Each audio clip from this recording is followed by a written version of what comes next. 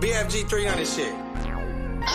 Let's stick to the money conversations as of lately I've been reaching. Blew the bag to get them cases closed, dismisses and repeated. I paid the cost to be the boss. It's only right a nigga beat it. Lately battling against the odds and sucker shit. No, I can't be with. I've been broke before, got rich, some more see money coming leasy. Niggas switch up on their gangsters, get painted on tall tees. And back doors been flapping open. Ain't no peace inside these streets. If my partner fuck with the sucker, sit on my partner, I might breathe. Let's go 30, hold 30, while throwing 30 while I squeeze and cuffing please. When they're a nigga like, what the fuck you niggas think? They don't keep it gang business, they talk to hoes and the police. So what I tell you, if you lost, you can't get back from biting cheese, nigga. Hey, need a plug on the work, I can call heck.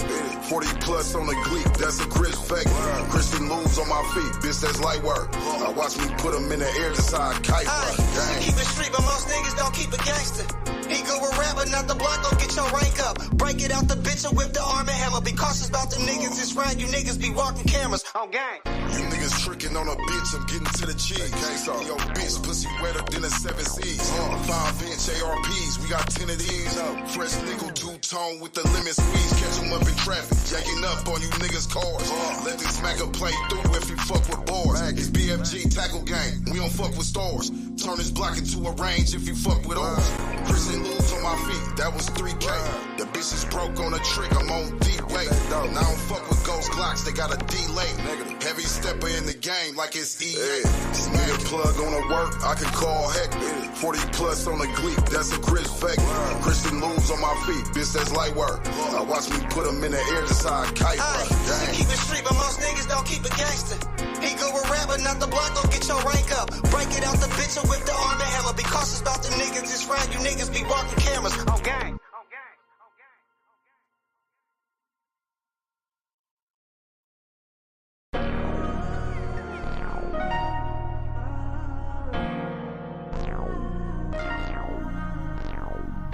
Hey, Gangland, you know we ain't doing no type of playing around this motherfucker. Yeah, nigga. Up in, nigga. Y'all niggas, stop doing that clown shit. Y'all niggas out here reporting on clown BFG shit. BFG 300 shit.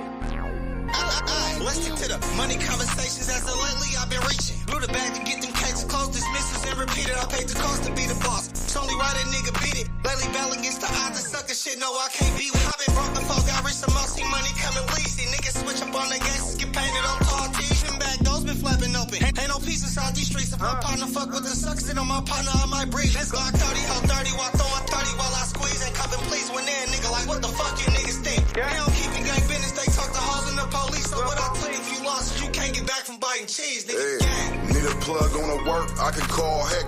40 plus on the gleek, that's a Chris fake. Christian moves on my feet, bitch, that's light work. Now watch me put them in the air just how I kite. Keep it street, but most niggas don't keep it gangster. He go with rap, but not the block, gon' get your rank up. Break it out the bitch and whip the arm and hammer. Be cautious about them niggas, it's round, you niggas be walking cameras. On gang. You niggas tricking on a bitch, I'm getting to the cheese. Yo, bitch, pussy wetter than a 7 C's. 5-inch ARPs, we got 10 of these. Fresh nickel, two-tone with the lemon squeeze. Catch them up in traffic, jacking up on you niggas' cars. Let this smacker play through if you fuck with bars. It's BFG tackle gang, we don't fuck with stars. Turn this block into a range if you fuck with ours. Christian lose on my feet, that was 3K. The bitch is broke on a trick, I'm on D-Way. Now I don't fuck with ghost Glocks, they got a delay. Heavy stepper in the game like it's EA. Need a plug on the work, I can call heck. 40 plus on the gleek, that's a Chris fake. Christian moves on my feet, bitch, that's light work. Now watch me put them in the air just how I kite. Keep it street, but most niggas don't keep it gangster. He go with rap, but not the block, gon' get your rank up. Break it out the bitch and whip the arm and hammer. Be cautious about them niggas, it's round, you niggas be walking cameras.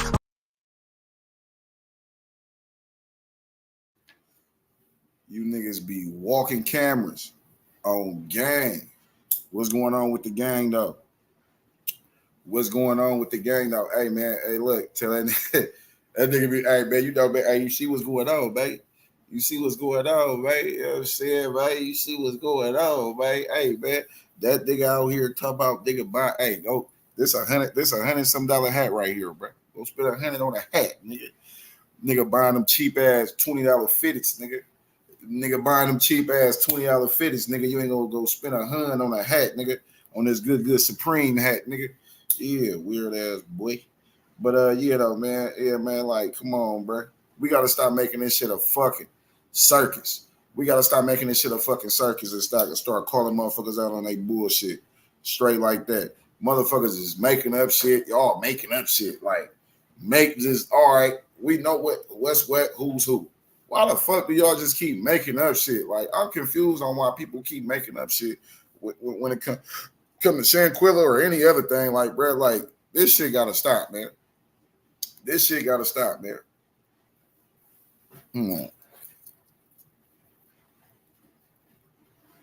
Big dude, not the small one, nigga. Big dude, not the small one. So let's get into it, man. Y'all know what it is, man. Hit the like button, subscribe to the channel, slap that notification bell here. Every time we spin a block, y'all gonna spin it with us, man. It's Gangland, man. Let's get into some more of that good shit, man. Let's get to some more of that good shit, right? Shout out Kamaya, man, out of Oakland, California. Shout out Kamaya, man. Yeah, real Bay Area boss bitch out of Oakland, California, man. Salute, man. We ready your shit. It's Gangland.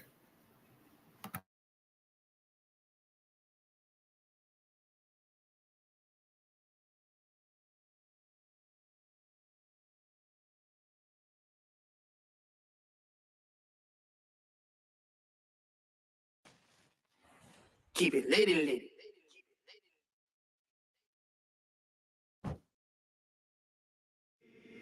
Bitch speaking on me, I ain't been with that's that shit. I ain't no bitches cheating on me, prostitutes I never live with. If a bitch was breathing on me, that's because I know she licked it. Her lit shit, thick shit, get hit quick. Listen, all up. I don't play with nothing. Disrespect my people, and my niggas get to can something, spraying something. Soon as you get to saying something, I count up like every day because I like to life with money. Listen, pull up with Kamaya, ooh, make your BM lie to you. I was born in 92, bitches do what I like to do. Her left, but soon she fell in love, cause I to make the rightest move. Hit the kitchen with the yay, get the things the itis too. Now whoop, ayy, get your hoe too. 4-5 chains on the shit that made your hoe look. 100 round drums, sitting on that yacht, but get your dough shook. Her walking nigga down, soon as the bass drop with no hook, I do. Hey, stay your bitch, who you speaking on? Pull up on your block, and get the tweaking hoe. I'm not in your lane, we not the same, so what you reaching for? You wanna be Kamaya, I got a bitch inspired. I'm the hot girl, set the city on fire. Before me, it wasn't none out prior.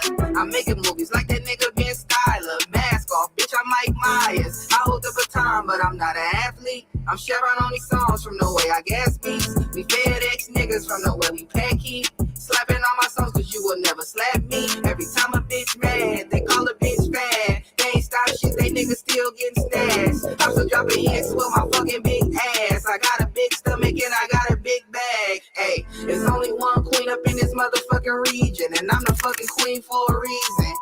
These street niggas love me all seasons, cause if some shit go down, they know I'm coming out squeezing. I will plead the fifth before I snitch, and I will never fold this sucker shit, and I will never use my sex as a weapon. In Detroit, Oakland fucking stepping.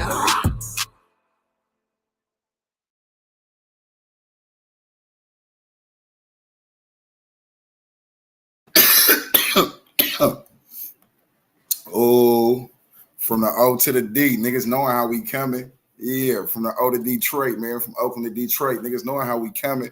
Oh, shout out to Kamaya. Yeah, real Bay Area. Yeah, I'm just saying though, man. She really the queen around this motherfucker. Y'all don't tap in, man. Tap in to Kamaya. She go crazy as hell, man. Out of Oakland, California. She from the East. She fuck with it. And yeah, man, I'm like, man, let me start playing some Kamaya on Gangland, man. Man, you gotta get your flowers when due. You know what I'm saying? Give people their flowers when due, man. Don't wait till a motherfucker die. Don't wait till get their flowers when it's due. Yeah, from the O to the D. Niggas know how we rock, man. Shout out to my niggas out there in the Dexter. You know what I'm saying? Shout out my 7 mile niggas, my 8 mile niggas. You know what I'm saying? 6 mile niggas. You know what I'm saying? Not 8 mile though. I only know one nigga from 8. But yeah, most of my niggas from the 7 mile, 6 mile, the Dexter. Come on, man. Y'all know what it is, man. Shout out to my New York niggas. Shout out my Lost Boys, man. I know some Lost Boys out there, nigga, Jamaica, Queens. Shout out my nigga Stash Low, man. Brooklyn in the house. Shout out my nigga Stash Low, man. Yeah, Invisible Woman in the building. Carly C. Miss Jolanda in the building. Who we got in this motherfucker? Shell in the building. Salute. Who else we got in this motherfucker? Come on, man. Y'all know what it is. Hold on. Who is it backstage? What's the deal? What's up, gang? How you doing? Oh, man. Blessed. Highly favored. Man. What a day, right? Blessed and highly favored, you know. Absolutely. Mix some of this, what's this, cereal milk and some ice cream cake. Uh-oh. I mixed both of them. I said, fuck it. Let me see what both of them do. Shit, fuck it. Oh, my. Let me see what both of them do. Shit. Man, we about to get into it, man. We gonna breathe on it. Shanquella Robinson. We also gonna breathe on this Keefe D shit. We gotta talk about it, man, because I ain't gonna lie. Before Keefe D even said something, or we even knew who Keefe D was, it was up in the air who did something to Tupac. It was up in the air. We didn't know if it was Suge Knight playing games. We didn't know if it was Puff Daddy playing games. We didn't know if it was some old shit, you know what I'm saying, from you know what I mean, some gang shit. You know, we niggas didn't know. So now we do. You know what I'm saying? If it wasn't for Keefe D, and now Keefe D just letting us know, like, hey, bro, you talking too much, brother. You talking too much, brother. And we got to get into it, man. But first off, though, man, we got to talk about what's going on with Shanquella, though. Like, man, I got one more video to play. I'm gonna play one more video, but me personally, like I ain't gonna lie, gang. Motherfuckers gotta wake up. Like I say, people go where they go. Shout out to Black CEO, man. Shout out to Black CEO. Motherfucker was just over there rocking. Shout out to the OG over there at Black CEO. You know what I'm saying? Shout out to the Lions Den. And shout out to their whole little camp over there, man. I salute. Salute. We need individuals like that. You see how a motherfucking network, right? I don't give a fuck who it is. We network with who? Duke Pharaoh. They from the Mo 3 district. Death of a Cloud Chaser. He done slid through over here. Martin Louise, he done slid through over here. You know what I'm saying? Come on, man. Even Shank Rock, he done slid through over here. Content creators, I'm a real nigga. Fuck all this YouTube shit. Motherfuckers gon' nigga. We gon' network, man. Real recognize real. And it's like motherfuckers starting to wake up and see, hey, them gangland niggas don't mean nobody no harm. Them gangland niggas don't mean nobody no harm. Absolutely. Motherfuckers that get to know us, come in the clubhouse, you will know us. You will see, like, damn, the motherfuckers cool. Motherfucker ain't all that drama. It ain't all that confusion, mess. It's only when individuals get to doing slimy shit. If you're a slimy individual, eventually it's going to show. Absolutely. You can't hide being the slime. You can't hide the slime. It's going to ooze out somewhere. Some little nook, some little crevice, some little crack. It's going to ooze out somewhere. You can't hide the slime. 100. Yeah, man, I ain't out here begging for no cash apps. I ain't out here begging for no motherfucking like y'all barely hear me say anything about Cash App. If I say something because somebody brought it up,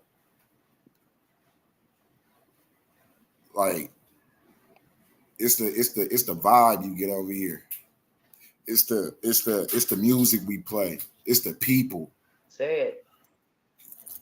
Gangland is gangland. You don't like it, beat feet. You know what I'm saying? Get with the movement or get moved on. But at the end of the day, this wheel gonna keep on turning. Well, we had like 6,070 subscribers. We was just at 6,000 flat. Really, it was at like shit. I remember we was at 6,000 flat. Now we got 6,072. That's 72 new people that say, "Hey, you know what? I like this shit. I like how they vibe over there. I like that music. Bruh, cool than a motherfucker. Stand up, young nigga. Nigga, I'm only 36 years of age, my nigga. I'm not no 50-year-old nigga, no 60-year-old nigga out here, nigga, just sitting at home, nigga, trying to lie to the masses. You know what I mean? And that's why I salute OGs like Black CEO. That man ain't sitting at home just feeding bullshit to people. That nigga speaking the real. Speaking the motherfucking real, man. One thing he said earlier, man, look, man, I ain't even about to do all that, man, because I'm gonna fuck around and be beating up somebody's son, nigga, fucking with my daughter, nigga. You know what I'm saying? Taking them to school and some bullshit. Yeah, real nigga shit, real nigga logistics. I can relate. Just did that with my kids. Motherfucker white boy on the bus, nigga flipped me off. I'm like, man, what the fuck is going on here? I said, hey, man. I said, hey, that little kid flipped me off. Yeah, man, something about his dad in jail. And all right, say less. Hey, I told my son, next time you see his motherfucking ass, you slap the dog shit out his motherfucking ass for flipping me off. You slap the shit out. You slap the peel off that nigga face. You slap the freckle off that nigga nose. Yeah, man, stop playing, man. Like, motherfuckers is real people. And when people start to understand that, like, we don't do shit for show. This shit ain't for show. Nigga, if we gonna bring awareness, we gonna bring awareness. It's not for no money. It's not for no for entertainment purposes. When the fuck do you hear we're entertaining people trying to bring that's not fucking entertaining. That shit do shit to people feelings. That shit make people feel like, man, somebody told me like, yeah, bro, I watched the broadcast, bro, when y'all was doing the ring cam, and it's like just watching that had my chest pounding like, bro, what's really the fuck going on outside my door? Facts. This shit ain't for no fucking entertainment. Shanquella Robinson didn't die for your inner fucking tainment, nigga. Say that shit again. The fuck? Say it again. Please. Weird ass motherfucker. She did not die for y'all motherfuckers' entertainment. Fuck wrong with these niggas? Crazy. Greedy. On demon time. Shanquella Robinson did not die for y'all entertainment. Exactly. Tamia Taylor did not die for y'all entertainment. Carly Russell didn't come up missing for y'all faked her fucking kidnapping for y'all entertainment. It be shit going on with people. It be shit going on in life. Fuck wrong with y'all, bro? That shit crazy and strange. That shit is crazy and strange.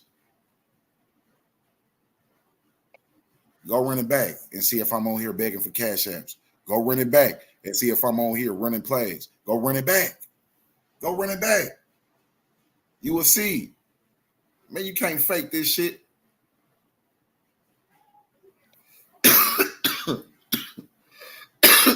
Shit ain't on me, nigga. It's in me. Fuck you niggas talking about.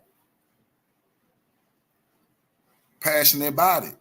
Because if it was my son, nigga, my sister, my niece, nigga, same fucking rules apply, nigga. We'd be on this motherfucker trying to bring awareness. Yeah.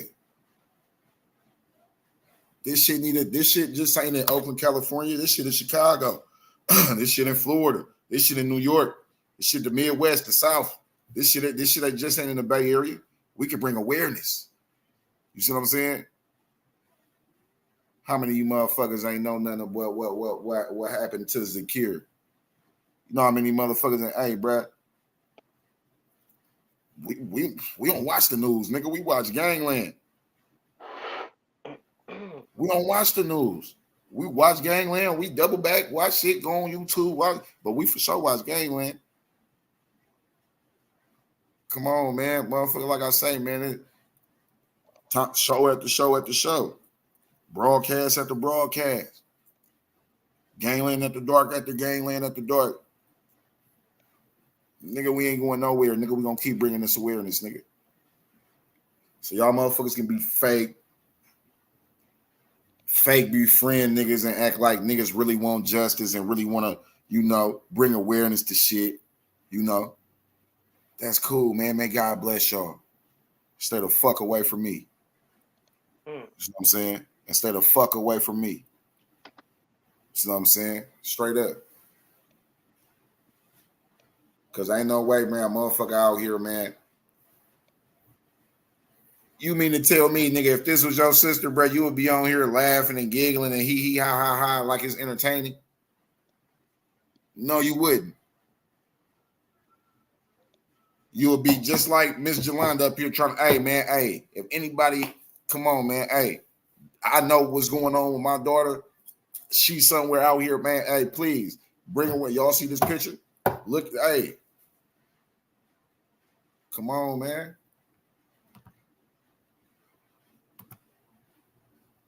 Like, man, motherfuckers not knowing this. These are people real life, my nigga.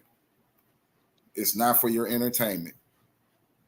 Zakira Kemp did not come up missing for y'all entertainment.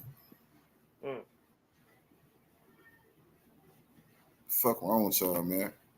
Motherfucker got I don't know, man. Like I say, it's two types of people on here, man. It's the conspiracy theorists and it's the realists. Which one is you? It's the conspiracy theorist. It's the realist. Which one is you? Is you the motherfucker on here spreading them dumbass lies? Hey, y'all know Dejanay a man. Y'all know Dejanay was a man. That's a man. Who y'all think it is? It was nigga. Nigga, y'all know who they? It really wasn't Dejanay. Nigga, who was it? Nigga, that was Nazir. Okay, now this one y'all. Okay, now this one y'all playing too motherfucking much. Now this one y'all playing too much. That was who? Who? Nigga, who? Yeah, you know that wasn't Dejanay, nigga. That was a motherfucker. Nigga, who? That was Khalil. That was Nazir. That was who?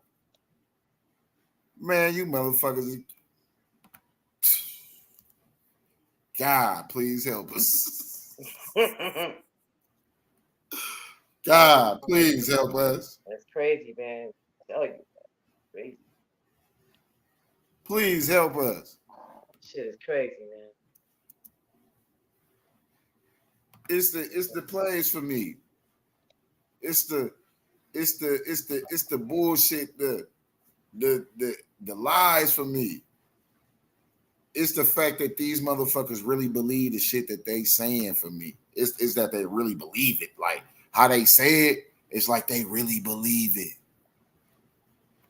And I'm like, that bothers me because now it's like, are you niggas mentally fucking ill? Must be. Are you niggas really mentally fucking ill?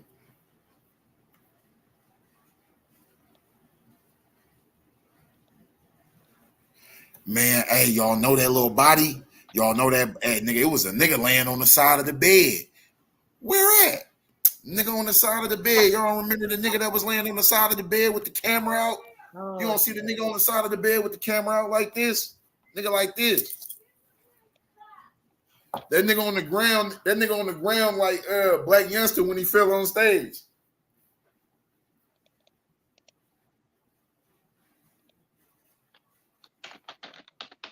Stop it. Hey, remember the nigga that was down there like this? remember the nigga that was on the bed? He was down there like this. Remember that nigga? Stop it, man. Shut the fuck up. Sitting there lying and shit, man. That's the weird shit for me. That was a fucking suitcase over there.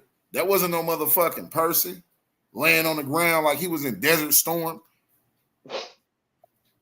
Like he a sniper. Shut up. Like this nigga in Desert Storm. I kid you not. They act like this kid at Gangland. They said there was a nigga on the side of the bed like this.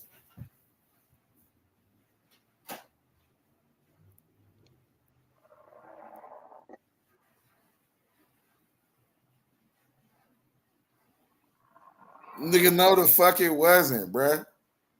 No the fuck it wasn't. And y'all still want to keep saying it. Man, you don't know about the nigga that was on the side of the nigga. That was some fucking suitcase, nigga. That was some fucking baggage. Some fucking luggage. Like, this is the thing, man. Are you smarter than a fifth grader? Mm. Are you smarter than a fifth grader? Slow motherfuckers. You niggas are slow.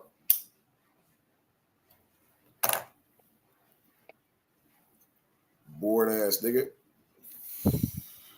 Yeah, nigga. Big dude. Big dude, not the small one too, nigga. Remember that. Remember that. Big dude, not the small one, nigga. Little pint-sized punks. Little pint-sized players. Yeah. Remember that, nigga. Big dude, nigga, not the small one, nigga. Let's get into it, nigga. Shout out to my niggas in Texas. We about to get into this D, baby. You know, mental healing. You know, I love this song. You know, Yeah. play this song when I'm just driving and smoking. Come on. You know. Y'all know what it is, man. Hit the like button, subscribe to the channel, slap that notification bell, man. It's Gangland.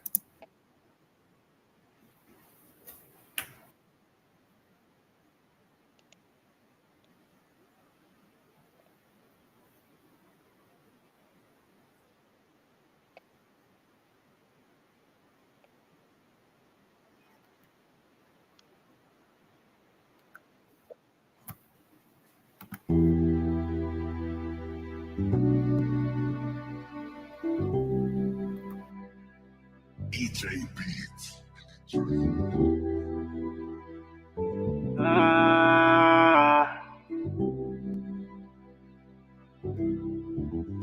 I'm tired of the fake ass love they be giving. Say you ain't the same, but I'm knowing you ain't different. Off a perk right now, I was getting in my feelings. I think people try to hurt me just to see if I'm a feeling. I was trying to feel some things I ain't felt in a little minute. I was giving you my heart, my last came with it. You was shooting for the stars, I was shooting for a million. I was young and I ain't understand, I'm older now I get it. Come my phone, what you doing, bitch, I'm working, I ain't chilling. Say you love me when I'm down, but hate it when I'm winning. I was sober for some years, but I got a junkie in me. Family in the chain gang, I ain't seen them in a minute. Black tea, black sheep, I'm the one that you had left eye. Stars in the roof, now I'm headed to the west side. Never fall in love with a bitch, I know she ain't mine. Treat her like the rollie on the wrist, watch her pass time. Used to be in love, but I learned my lesson back then. I just want a hoe who do it better than my last bitch. I'm pouring up the red, Kayla told me I was damn mid. I got problems in my head, baby, I come with some baggage. But got it coming home, I don't wanna see if mama cry. Big boss, I ain't tripping if a nigga gotta die. Tryna get them M's for that pain in his mama eyes. I gotta be headstrong, but deep down it's hurting me inside. I was down bad, had to call the plug back. I know the script, I'm sticking to it like a thumb tape.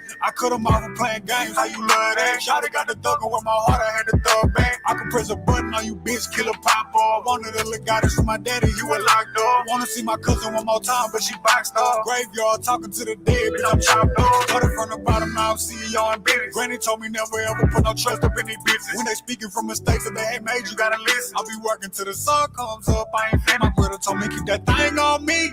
I get to myself like, what they changed on me? Yeah, I'ma pull up on you, gas tank on me. If you love me like you say you do, you gotta show me something, I gotta see.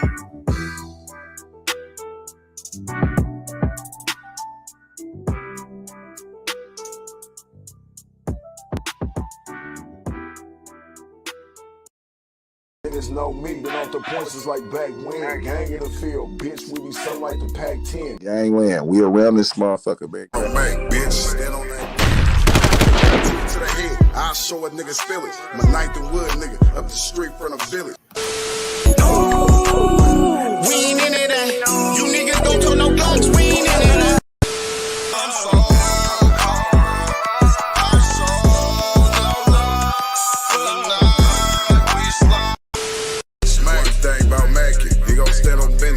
Make sure you put him down, never leave him with him. No love for the suckers, never on forgetting. Stomp down on these niggas, cause niggas is big. Ooh, about to blow something. Man got the stick, about to hold something. Ooh. Y'all know what it is. It's Gangland TV to sit there and live. Hit the like button. Don't be boosty. And subscribe to the channel. And hit the notification bell, man. That shit easy, man. You know what I'm saying? Easy. Subscribing. That's free as fuck. Hit the notification bell. That's free as fuck. You know what I'm saying? Come on, man. That shit's free. Gang in the field, bitch, we be something like the Pac-10. Hey y'all, welcome back to another video with IDN TV, man. This part of the grand jury, we're actually hearing from a witness who was right next to Tupac Shakur's car. I mean, exactly when the shooting started to happen. They were talking to Suge and Tupac in the car. A lot of people don't know about these entourage. It was a car, I believe, 3 to 4 women in the car. One woman knew Suge Knight, so she was having a conversation with Suge Knight. Next thing you know, the car behind them is the white Cadillac. The shots go off and the white Cadillac's behind these females' car. So they turn after the shooting and the white Cadillac's right behind them. So they seen pretty much everything, or at least they heard everything. This is a witness from the grand jury. She goes by Miss Stokes. I'm not going to say anything else about her name. You guys check it out. Make sure you like the video. Make sure you watch the video all the way through. It helps with my algorithm. I will catch you on the next video. I have a lot more grand jury transcripts, so make sure you guys stay tuned. I'll catch you on the next video. Let's get it. Miss Stokes, you came out to Las Vegas in September, the weekend of September 7th, 1996. Yes. Where were you coming from? Los Angeles. Who did you come with? My best friends, Shalane Turner, Tanista Ford, and Lauren Hart. And did you guys come together to Las Vegas? Yes, we rented a car and drove down. What kind of car did you rent? It was a convertible Sebring. What color? I think it was champagne gold. And why were you coming out to Vegas that weekend? It was a fight weekend. Do you recall who was fighting? No, it could be Mike Tyson. It could have been Mike Tyson. Was it a common thing for people to come from LA to Vegas for Tyson fights? Yes. And do you recall if you were staying at the Luxor? I think I do, but I stayed there quite often. If I can remember, it was the Luxor, but I don't remember exactly. Now, let me ask you this way. Was the Luxor a place you would typically stay when you came out to Vegas? Yes. I'm going to refer your attention to the night of the actual fight. Did you go to the fight? No. Did you try to go to the fight? I don't remember. One of my friends was a friend with the manager, the boxing manager. So we were going to go, but we didn't end up going. I don't remember why, to be honest. Do you recall if the fight was at the MGM? Yes, they're always at the MGM. And did you make it to the MGM, or did you just go someplace else altogether? No, I made it to the MGM. And by making it to the MGM, did you actually go inside the MGM? She says, yes, it's at the casino part. But you didn't just go and watch the fight. No. And what did you do right after the fight? Right after the fight was when I probably got there, to be honest. We call it the let out, is when, we probably got dressed and took so long that I got there when it was ending likely. And we were hanging out. We saw our friends, we talked, we connected. I'm sure we saw people we knew and spoke to them. From there, we was going to a club or whatever else was happening that night. And so when you're talking about going to a club, was it difficult for you all back in 1996 to go out to a club, to go at night when you're already out in town in Vegas? Absolutely. Do you recall having a specific plan the night of September 7th, 1996 to go out after the Tyson fight? No specific plan. The plan was to go and see. Here's one thing you need to do before buying anything online. Don't spend another dime on Amazon until you watch this first. See what was happening and decide from there. When we were at the hanging out, I guess, the let out is what it's called in my version, we were meeting people and going places. I know that we saw someone that I kind of liked at the time, and he was going to a certain place, and I was like, oh, I want to go there. And that was my vote, 4 of us. So we were all going to decide where we go when we get there, I guess. Sometimes it's negotiation to decide between 4 women which club, or we go all to 4. We just go one by one. The night you were driving, were all of you in the Chrysler Sebring that night? Yes. And so when you left the MGM, did you go by foot or in the Sebring? The Sebring. Who was driving this evening? Shalane. And then there were all 4 women in the vehicle? Yes. From MGM, where did you guys head towards? I don't remember. I don't remember what street it's called now, but it's the street the MGM is in front of. New York at the time, Monte Carlo. Whatever that street is, we were on that street, going down that street to our destination. I don't remember. Now, while you were in the car, where were you situated in the vehicle? I was in the front passenger. While you were in the car, did anybody from your vehicle recognize somebody in another vehicle? Yes, Lauren. We passed by, and to the left of us was a car that Suge and Tupac were in. And we said, oh my God, that's Suge. Pull on the side of them. I want to talk to Suge. She knew Suge. I'm going to show you what's previously marked as Grand Jury Exhibit number 43. Do you recall who was driving the vehicle? Suge was. And do you recall who was in the passenger side? She says Tupac. Now, does Grand Jury Exhibit number 43 depict generally what they were wearing and where they were situated in the vehicle? She says, yes, that's correct. Now, so you guys, Lauren is hollering out to Suge. When you guys saw them driving down the street, she says yes. Did Suge or Tupac respond to the girls in any way?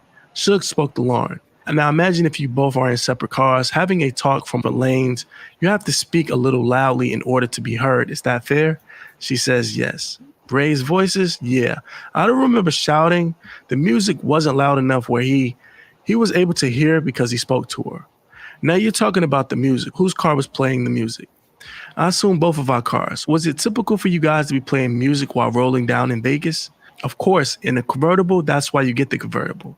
And would you be surprised at all if Suge was playing some music in his ride as well? Oh, 100% sure. So you all got music playing and Lauren's having a conversation with Suge. Yes. Now, what was the conversation about? I think she said, "What are you guys doing?" I don't remember the exact conversation. I was paying attention kind of. She mentioned that we were doing, and she said we were going to the club.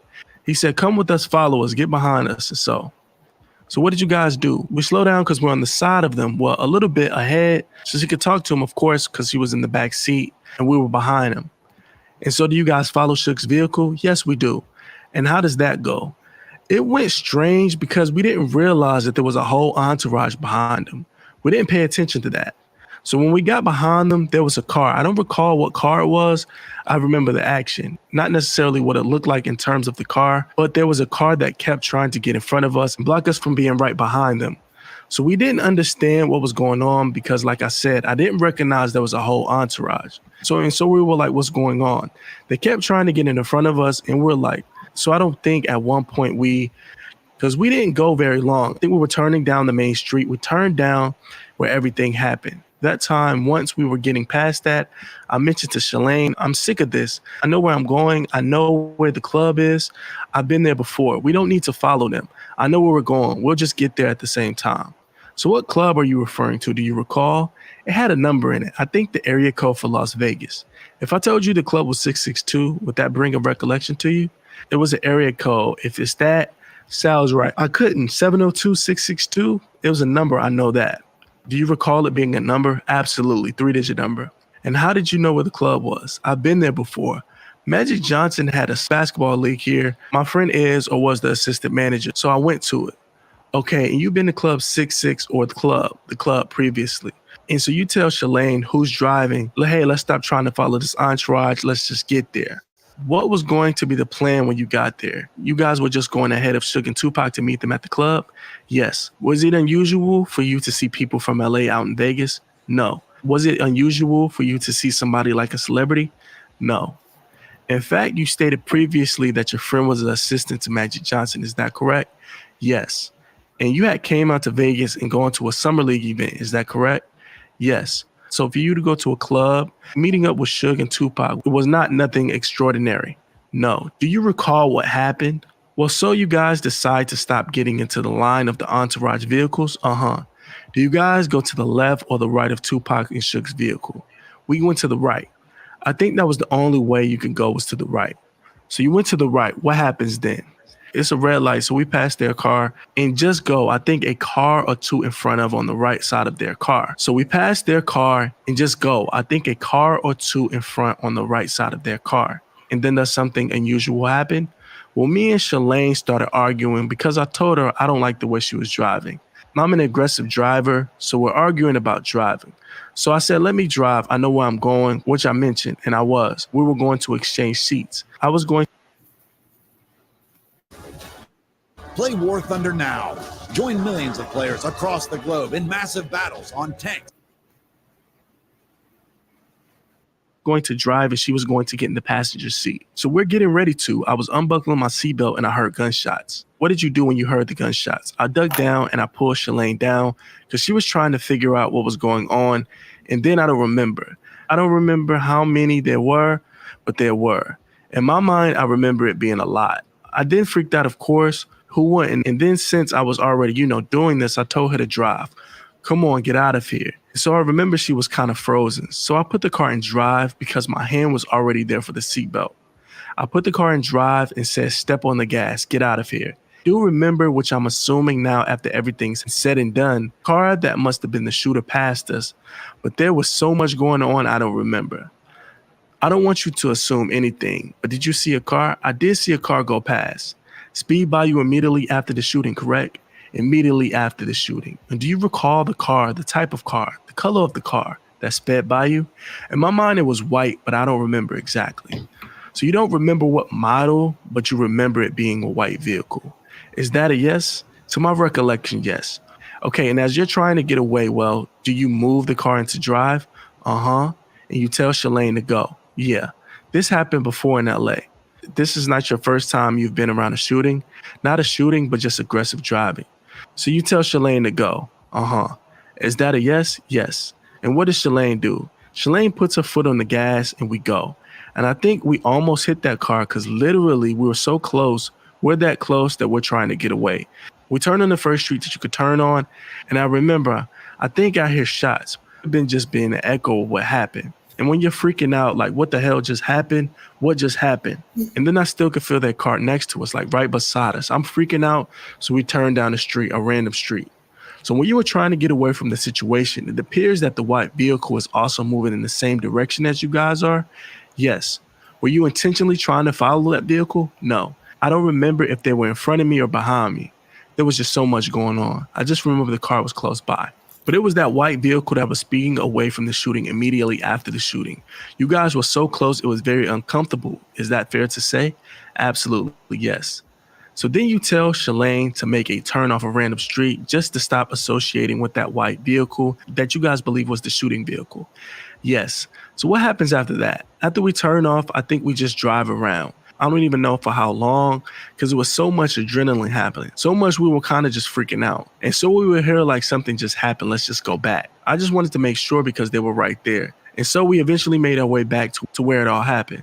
So we ride around the main street, the strip, all the way around MGM, and we come back around, and that's when we saw police. And then we told one of the cops that we were right there, and there was a car like in front of us close to it, and what happened, what was going on. Because I think at that point, everyone was already gone. The car was still there, but there was obviously tape and all kind of stuff happening. The police told us to pull over and made us get out and made us sit on the side of the road. I was very pissed.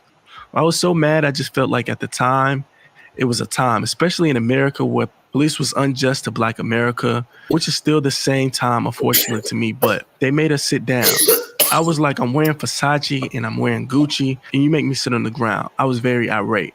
But they said they wanted statements from us, and we were waiting for the police van to take us downtown to the courthouse. Not the courthouse, but the jail to talk to us.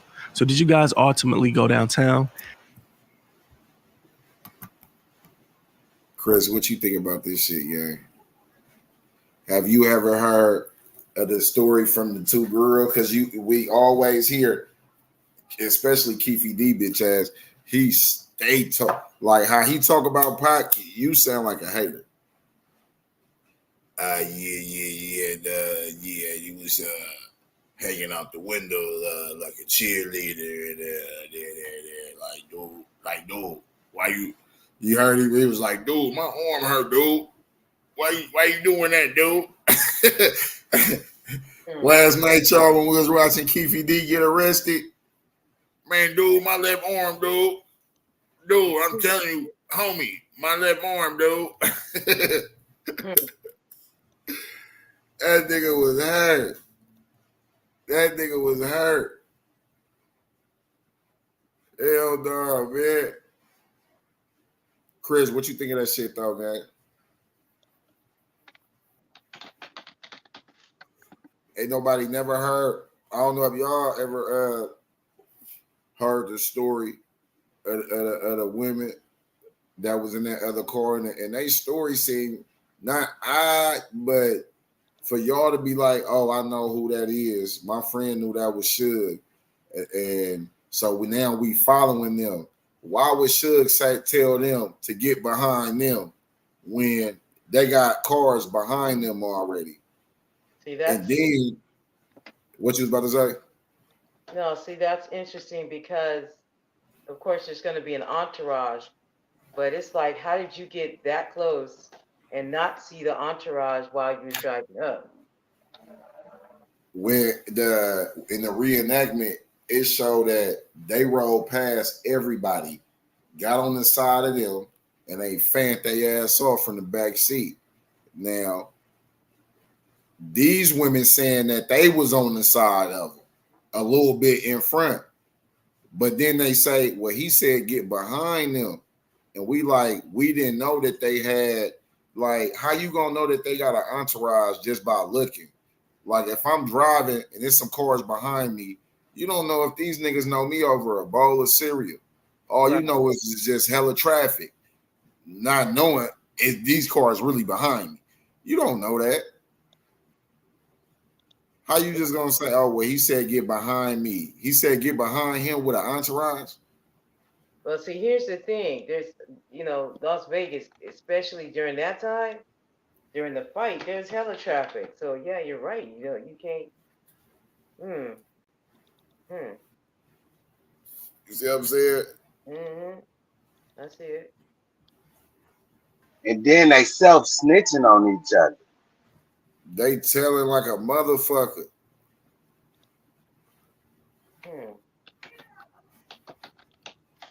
That's interesting. They said, oh shit, that's my phone.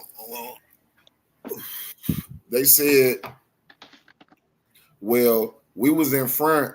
Well, we was on the side of Pac, and Suge was driving.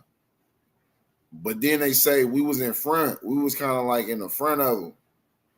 And we was going to the club. Y'all said y'all was going to the. How did y'all say y'all was going to the? Whenever did we ever hear the girls in this in the car that everybody seen? Because everybody know, all right, Pac and them had seen some women, and so Pac was all out the window at the women because they was like, oh, Tupac and da da da da da. Right. How is it that y'all was supposed to be this is the story of the women that supposed to be the women that was like, Tupac. This don't sound like no women these sound like people that know them. She said, yeah, my friend knows Suge. They probably was headed to Club 662. Hey man, this is a crazy ass story, bro, because I know people they never heard. Everybody heard about the girls in the car. We know about the girls in the car. Now this is the story from them girls in the car, to the grand jury. Interesting. Like, what the hell? Like, everybody know about them girls. However they want to put it in the story, even in the movie, they got the girls hanging like, hey, Tupac, Pac. And then them niggas pull up. And then this is another thing though, nigga. If you got an entourage, how far back was the nigga in the car with the gun? Because if we riding, nigga, I'm the bag. Why the fuck it ain't no gun in the car with me? I'm the bag. Why it ain't no gun in the car with me? Nigga. I got money to bail out. However they want to do it. Like, come on, man.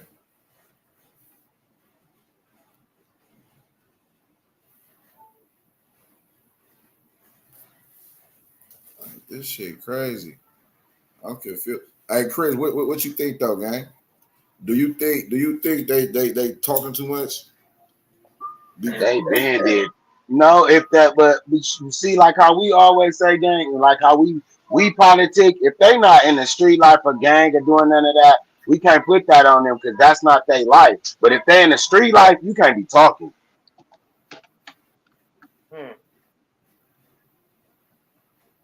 Now, if you're a regular civilian, like these women is, and would have got hurt, yeah, I think somebody, should have, walk up just like, because people take the wrong conception because they feel like, because Tupac was with Suge now, he was not a bad person. He was just in a bad situation. He was not that type of person, the people that he was around. But we all know when you hang around someone or be around something for so long, you somewhat come to like it. True. But to answer your question, brother, yeah, I think they talk too much. That's my opinion. Don't shoot me.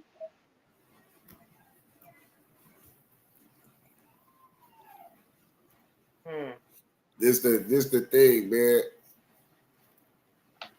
When you watch that Tupac movie, when you watch the movie, look at where the girls is, and then look at how they show them pull up. Look what Captain Keefe said. Captain Keefe said true. But see, like I'm gonna say once again, y'all, I'm saying now if this the young lady statement, then yes, they should cooperate with the police and give their statement. Because guess what? They're not tied to the street. They're a regular civilian. People need to start understanding. Hold on, man. That's Kenneth Fields, bro. That ain't Captain Keefe. That's Kenneth Fields. That ain't Captain Keefe, gang. Okay, I must have smoked too much. My pupils going together, but yeah, if they on mamas, look, yeah, but nigga, if they up there, if this the women's statements, then I don't have no quarrel with them. Hell yeah, they want justice for Tupac, and I hate to say I'm a street nigga. I be want justice for Pac. I ain't gonna lie.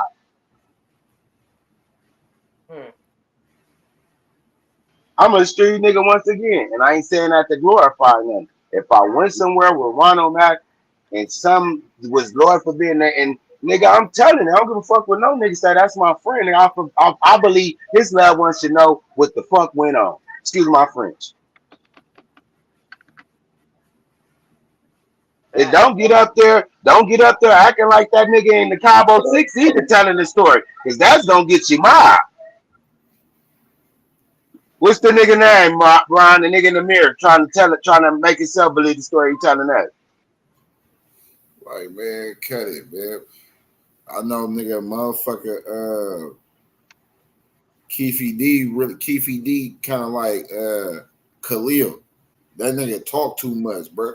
He kept saying shit and then try to exclude himself from the damages. Like, nigga, you a part of the damages, nigga.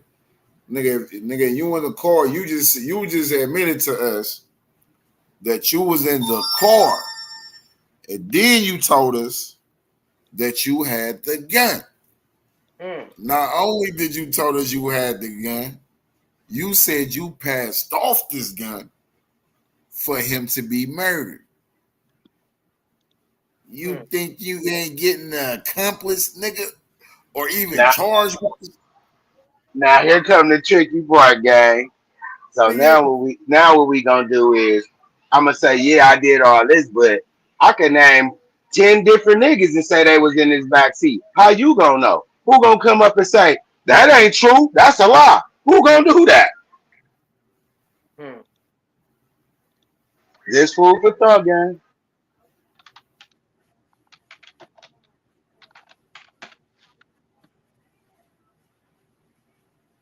Everybody know who that killer was that used to ride with them niggas. I ain't saying nobody name because that man still living. Everybody know who the killer was among them 4 gentlemen. And I'm going to leave it at that because he did it everywhere he went. He just was a killer. Yes, at that point, do you feel like being cooperative? She says, oh, absolutely not. Why was that? She says, when we got in the van, we were trying to be helpful and they were treating us like we were nothing. And then I asked the police what happened, who was shot, was Tupac shot, was everybody okay? And then I heard them say, oh no, I think he's dead now. It pissed me off. They were so callous about talking about his life, pissed me off. And I could tell you're still emotional to this day. Oh yeah, sorry. It's okay. If you need to take a break, we have some tissues for you. Did the fact that you guys were aware of Suge Knight's reputation prior to that night in Vegas? Yes. Was the fact that Mr. Knight was also involved as a victim in this case affect your desire to give a statement or not to give a statement? Yes. And how so? He scared the crap out of me and everyone else. He was, I don't know. I mean, you come from LA, you see the street, you see the gang violence, you see all that kind of stuff, but you don't know how much is true and how much is hype. I've been, kind of living in LA, and you're kind of exposed to people in the entertainment field all the time. And some of it you can see is more hype and whatever. But this didn't seem like hype. This seemed like for real, legit thing. Lauren knew him at some level, whatever that level was, and she was freaked out that Suge may have thought we saw something and freaked us out. And then another friend, I don't know, he's another friend. I'm just going to stop you there. Oh, sorry. All right. It's all right. So Lauren, who was with you in the van and with you immediately after the incident, she expressed concern that Suge had seen all of you and may have thought, she was concerned that Suge may have thought you guys were witnesses. She says, yeah, is it fair to say that you were coming from LA and you knew people from various different lifestyles? Is that fair to say? Yes. Is it fair to say that if you are a victim of a crime or a suspect in a crime in LA, there is a subculture where talking about a crime, even if you did nothing wrong, or even if somebody's just a victim in this case, is still frowned upon? Absolutely, yes. In 1996 in particular, you're talking about a time where fair to say that people of color felt some kind of, especially from LA, felt a certain type of way about police. Is that fair? Yes. And did that also have an impact on your willingness to cooperate at the time? Absolutely, yes. And you had mentioned earlier that you also thought in the manner that you was treated had an impact on your willingness to cooperate at that time? Yes, absolutely. State will pass the witness. Any questions from the grand jury? The jury says, I have just one. I'm sorry, go ahead. You said you were afraid. Were you talking about Suge? Yes. I just wanted to, a recollection or right. Okay, I want to clarify. You didn't see Suge do anything illegal that night? No, just drive the car. And you didn't see Suge or Tupac have a firearm or shoot during that time? They were relaxed, going to the club. Right, fair to say at that time was more of a party vibe. Yes. And nobody seemed to be looking from your observation, at least. Your interaction with Suge and Tupac was, hey, we're going to the club, meet us at the club. Yes. So I guess it's a fair question, or a question that kind of gets to that. If Suge was just a victim in this case, why would you think he would be mad or he would be upset? You know, you guys saying that you saw, because you're not going to say that Suge did anything wrong. When no one trusts the police, no one. If you don't trust somebody, you're not going to tell them your information. The way they treated us definitely didn't help. The atmosphere, all of that was very intimidating. Having me sit on the sidewalk in my designer clothes, still sitting on the sidewalk at 2 o'clock in the morning or whatever time that was, sit and wait where everyone is passing, trying to figure out, like, we didn't know what was going on. We didn't know. I didn't see who shot him. I don't know who it is. Someone could drive and see me as a witness right there. There was a lot of things that was going on. There were so many reasons not to talk. Those were the biggest factors, but there were other reasons. How old were you in 1996? She says, a lady does not tell her age unless they have to. I was born in 1970, so let's count. I was 25. So is it fair to say that you were pretty much a young woman back then? Yeah, oh yes. You're still a young woman now, but back then you were even younger. Yes, I was. Yes, ma'am. So you ran from the scene, but then you came back and told them that you saw the shooting, but you wouldn't talk. Like when I mentioned earlier, when I talked to the police, their attitude towards us was so bad, I got defensive. When we were trying to help, they sat us down on the curb. They had us sit there while they were talking about him dying right in front of us. Their whole attitude was so bad, I'm not saying nothing. I was trying to help. I came back to help. Why would I come back and sit on the curb and be in that situation? Yes, ma'am. The white car that just went past you then after gunshots, did you notice the car before the shooting? No. Okay. I didn't even know there was an entourage because I wasn't paying attention to my surroundings or just the car we was next to. So you never saw the car before the shooting? Not that I'm aware of, no. Okay, thank you. Were there any other people sitting on the curb also as witnesses? She says, I don't remember. I don't remember, to be honest. I could say in the van, there might have been someone else. I just don't remember. Before you came back, did you already know who was shot? No, I know that there was a shooting in the car, that car, but I didn't know who was shot.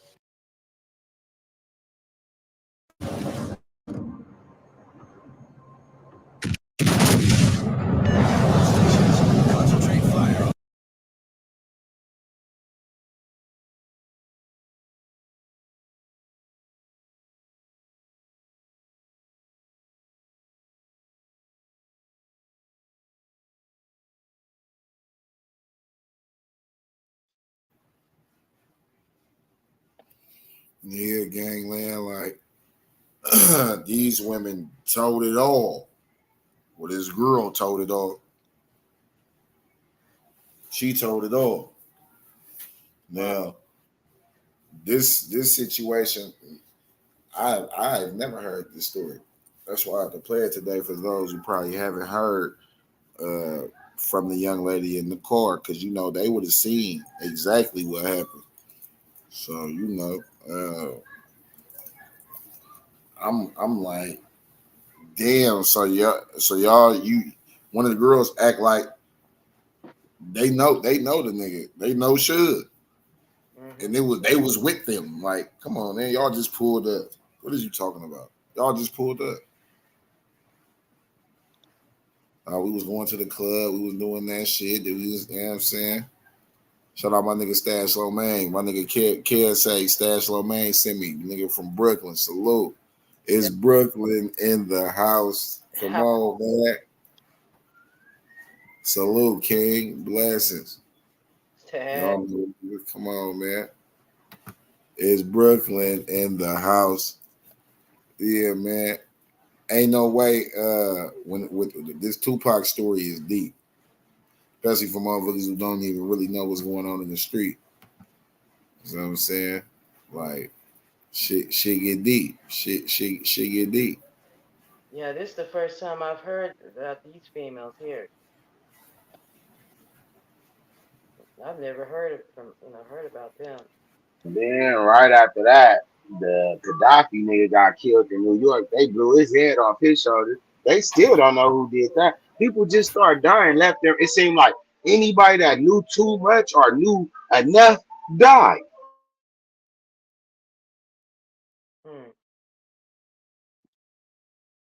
Oh, obviously, yeah, y'all don't remember the story. Y'all forgot the outlaw nigga with the little braids, the light-skinned nigga from New York that killed him right after Tupac when he got off a tour and went back home to New York.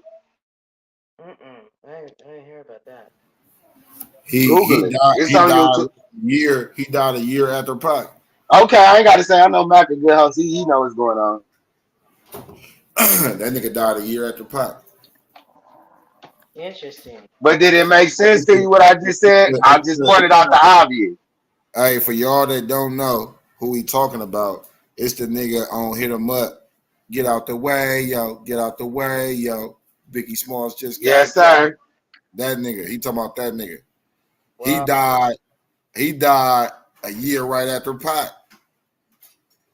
There was quite a few people who had passed on around that time. It's like they was doing cleanup service or something. Then you have to do from Thug Life, X-Ray to get killed. You see what I'm saying? I'm about to cut this big ass pumpkin with these kids, y'all. We about to cut this motherfucking youngkin. It's spooky season. It's spooky season, right? What up, boo boo? Hey. Yeah, man, we about to cut this old youngkin. You see what I'm saying? Yeah. It's glitchy a little. It's glitchy. You're hella funny. You're like, it's glitchy. Wow.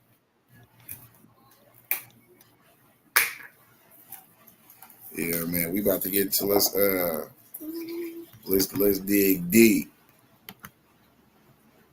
Let's dig deep and really get in tune. This some whole other shit. Yes, it is. You know, we bring awareness to shit that niggas need to be aware of. This is one of the ones. So y'all hit the like button, subscribe to the channel, man. It's Gangland. A woman's body is found inside a parked Mercedes just blocks from her home. The family says the death is suspicious. On this episode of Black Girl Gone, we tell the story of 23-year-old Maikiana Johnson. On September 9th, 2020, Maikiana disappeared in Los Angeles, California. The day she went missing, she was supposed to be going to a local restaurant, but she never returned.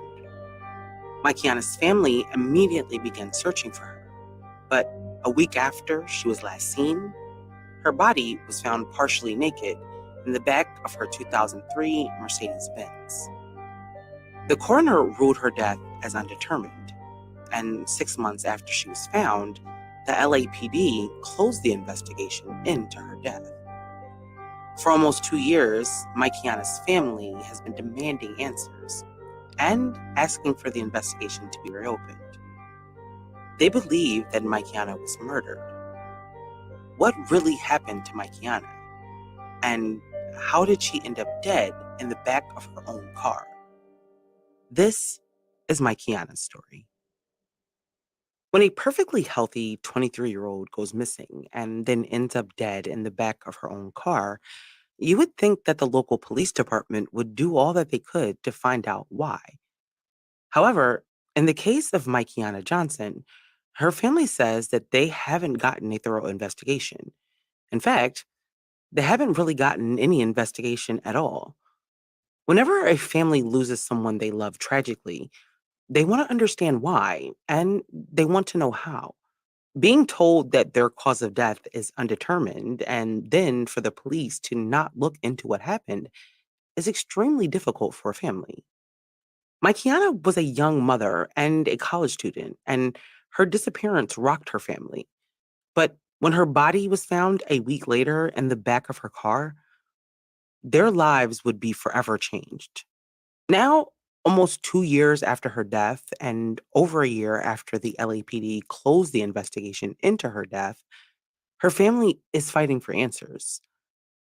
They believe that Kiana was beaten to death, and they want the LAPD to reopen the investigation. I can't imagine what her family has been going through, but this story deserves more attention. Whatever happened to Kiana deserves to be known by her family. Kiana Johnson was raised by her mom, Shalisa Collier, in Compton, California, and she was affectionately known as Mikey by her family. Her mother described her as very loving and nurturing, and she was almost like a second mother to her two younger brothers. Growing up, Kiana spent her Sundays at church with her sisters. She was on the praise dance team and the traveling choir. According to Kiana's sister, Alicia, Kiana was very devoted to her faith. She was also described as a person who was willing to do anything to help others. In an article in the Griot, when describing Kiana, Alicia said that, quote, "My sister had the most beautiful smile and the deepest dimples. She had such a beautiful soul and wanted to help everyone." Unfortunately, people like Kiana often find themselves doing things for people who take advantage of their kindness or people who never reciprocate their kindness.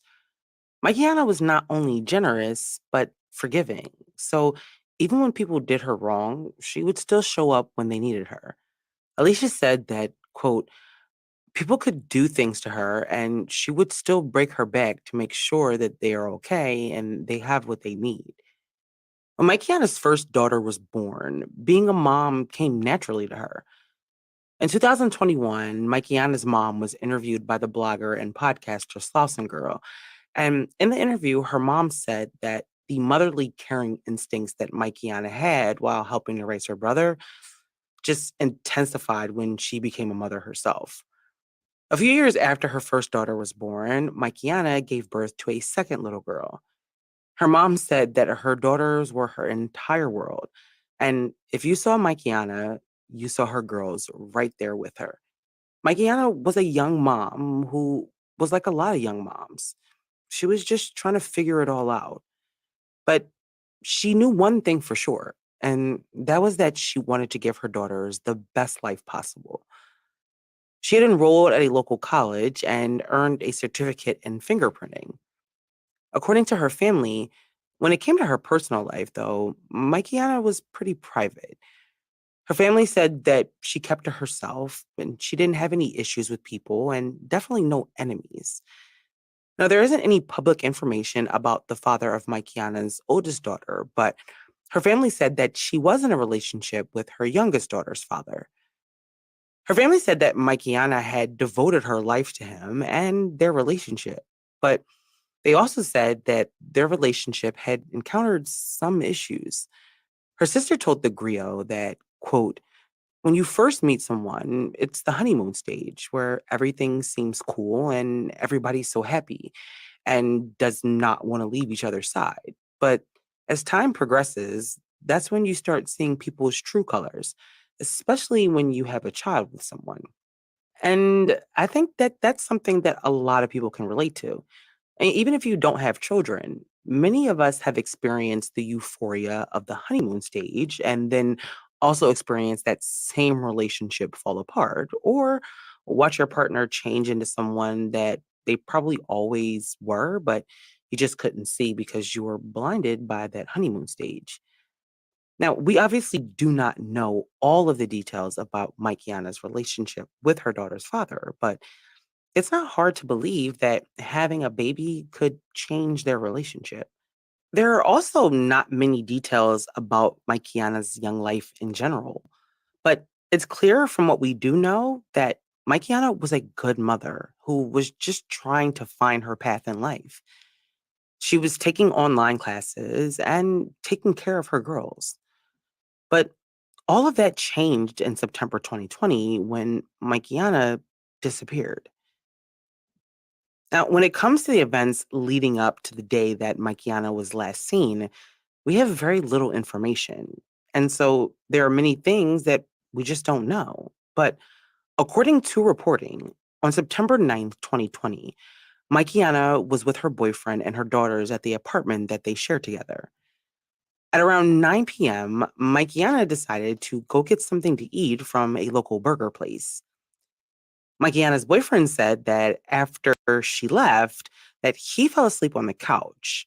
Now, it's not clear how much time went by, but he said that when he woke up, he realized that she had not returned. Now, the night went by, and Maikiana never returned from what was supposed to be a quick run to get food. Maikiana's boyfriend waited until the next morning before he decided to call someone to see if they knew where Maikiana was. And the person that he called first was her grandmother, and he asked her if she had seen Maikiana, but she had not seen her or heard from her. The moment that her family learned that she had not returned home the evening before, they knew that something was not right. Maikiana would never just leave, especially without her children.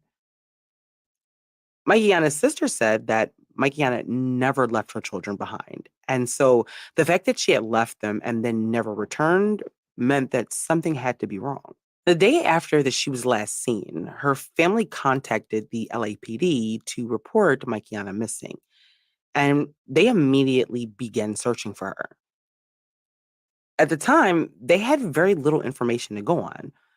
All they knew was that she had left to go get food and never returned.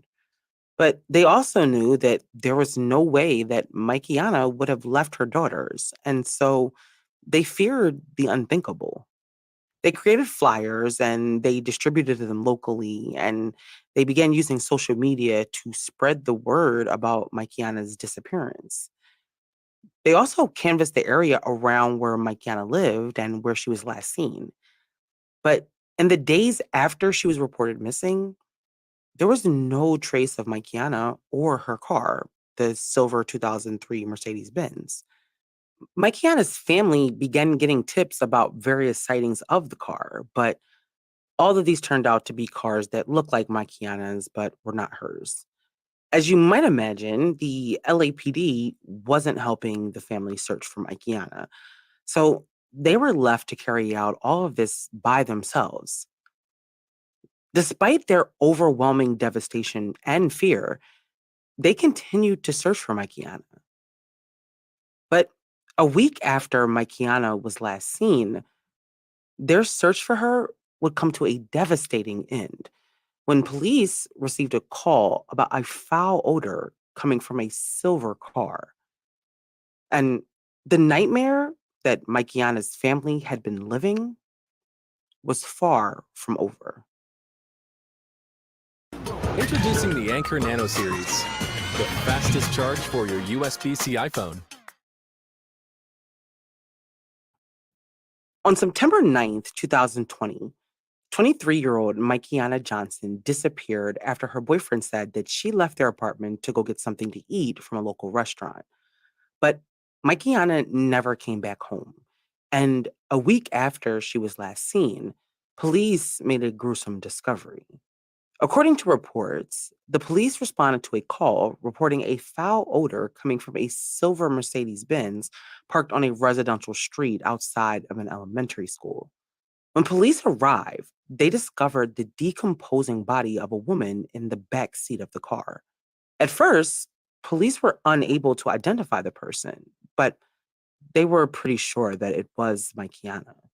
The condition of the body made it impossible to identify the cause of death, but when the body was discovered, it was partially naked. One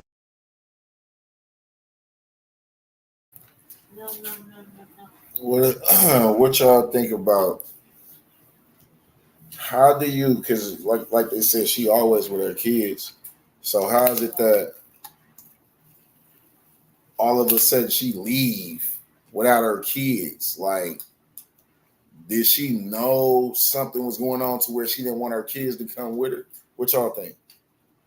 I don't know, man. This is weird. Because I mean, if she went to go get some food, I could see her keeping her kids there because as far as she's concerned, she'll be right back, right? Exactly. I mean, something happened when she went to go get the food. It don't sound planned to me. It sounds like it wasn't planned. And so it don't sound like somebody lured her and she didn't want to take her kids with her because she knew. It sounded like she left and some bullshit happened. Yeah. Yeah. I'm gonna go with that. I mean, think about it. I mean, hey, I'm gonna go get some food real quick. Anybody want anything? Boom, boom, boom. I'll be right back. Boom. Hey, wash my kids for a second. So if they chilling and she's going out instead of cooking, going out go get something to eat or whatever, she's just going to get something to eat. So wherever she went, some bullshit happened to her, man. Mm-hmm.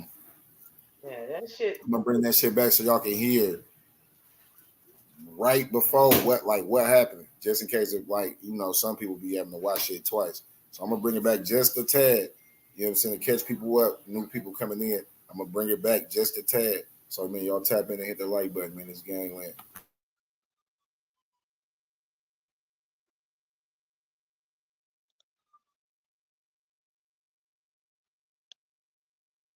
Now, when it comes to the events leading up to the day that Maikiana was last seen, we have very little information. And so there are many things that we just don't know. But according to reporting, on September 9th, 2020, Maikiana was with her boyfriend and her daughters at the apartment that they shared together. At around 9 p.m., Maikiana decided to go get something to eat from a local burger place. Maikiana's boyfriend said that after she left, that he fell asleep on the couch. Now, it's not clear how much time went by, but he said that when he woke up, he realized that she had not returned. Now, the night went by and Maikiana never returned from what was supposed to be a quick run to get food.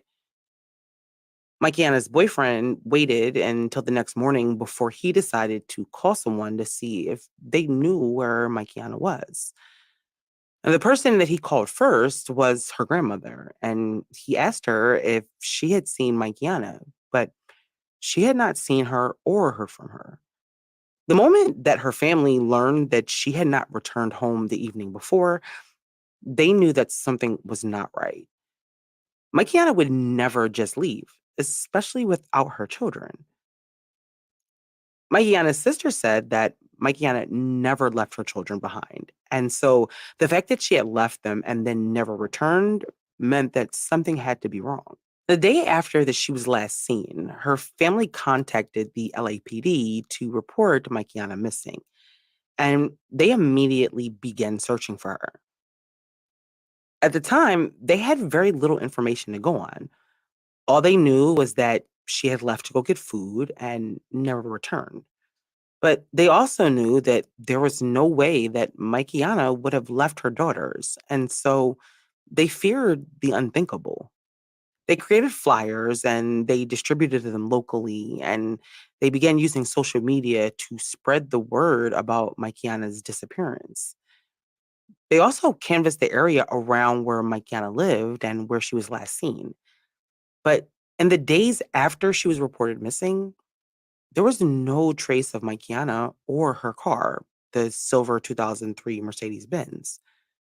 Maikiana's family began getting tips about various sightings of the car, but All of these turned out to be cars that looked like Maikiana's, but were not hers. As you might imagine, the LAPD wasn't helping the family search for Maikiana. So they were left to carry out all of this by themselves. Despite their overwhelming devastation and fear, they continued to search for Maikiana. But a week after Maikiana was last seen, their search for her would come to a devastating end when police received a call about a foul odor coming from a silver car. And the nightmare that Maikiana's family had been living was far from over.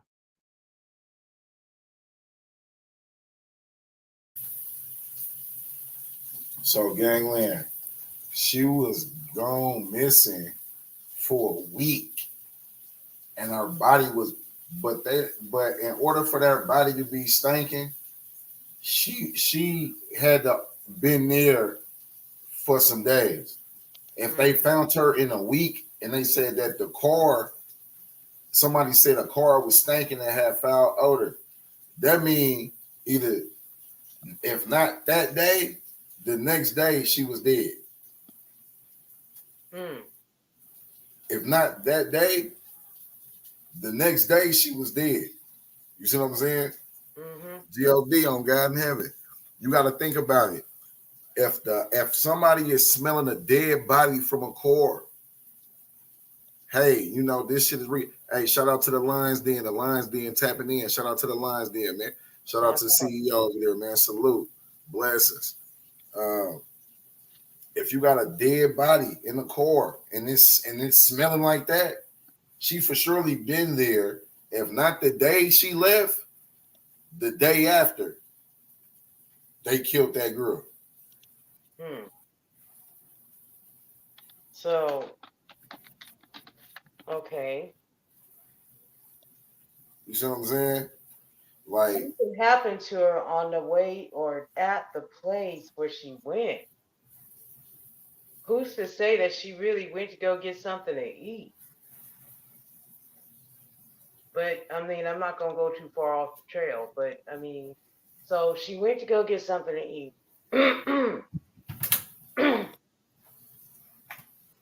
And she's found by someone who said they found there was a foul stench in a car. Yeah, correct. So, I mean, okay, if she was found, that means that night, whatever she ran into, they took her and did something to her. I would believe, like I said before I get back on, man. Yeah, man. Shout out to Black CEO, man, and hey, they in the trenches with it, man. They is in the trenches, man. Shout out to Black CEO, you know what I'm saying, and that Lions Den, man. They fuck with Gangland tough. I salute them people over there, man. They doing good content, good people in the chat too, good people. Remind me of Gangland, for real, for real. You see what I'm saying? Shout out to Perp Sacks down there, man. Yeah, Purple Sacks. Shout out Perp Sacks down there. You know, it's all love for surely. I think this young lady, if not the same day, the next day they did something to that girl. For her body to be smelling in that car like that. Yeah, I'm thinking that whatever they did to her, they did it and discarded her.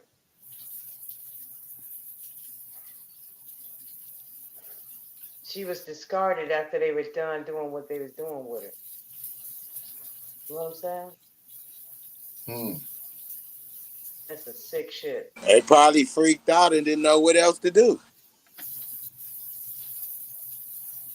But why was it up to the boyfriend to say, hey, she missing? Why, like, you know what I'm saying? Like, this shit crazy, gang. Shout out Rivka in the building. Shout out Rivka. You know, stay tapping in, man. Shout out Rivka. Let's get back into it, though, man. Y'all hit the like button. Subscribe to the channel. Slap that notification bell. Hell, drop kick that bitch, if you will. You know what it is, man. It's Gangland. On September 9th, 2020, 23-year-old Mikeana Johnson disappeared after her boyfriend said that she left their apartment to go get something to eat from a local restaurant. But Mikeana never came back home. And a week after she was last seen, police made a gruesome discovery. According to reports, the police responded to a call reporting a foul odor coming from a silver Mercedes-Benz parked on a residential street outside of an elementary school. When police arrived, they discovered the decomposing body of a woman in the back seat of the car. At first,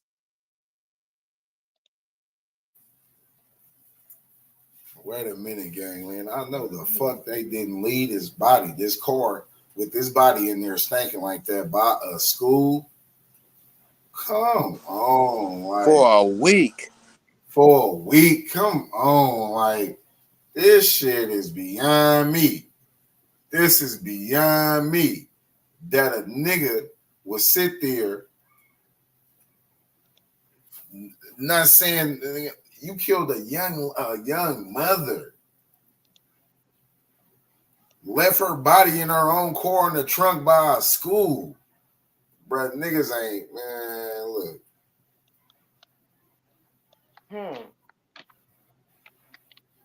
This shit crazy. Wow. This shit is crazy. Wow, this is actually pretty sick.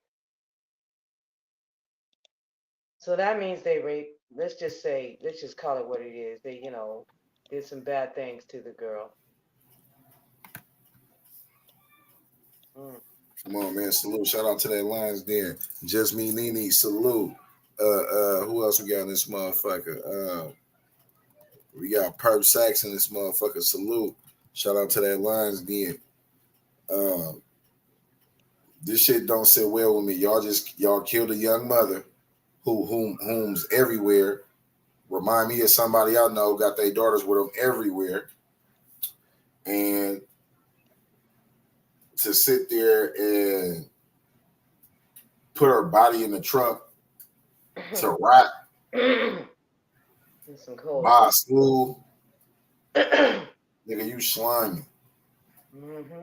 G.O.D. on God in heaven, nigga, you slimy.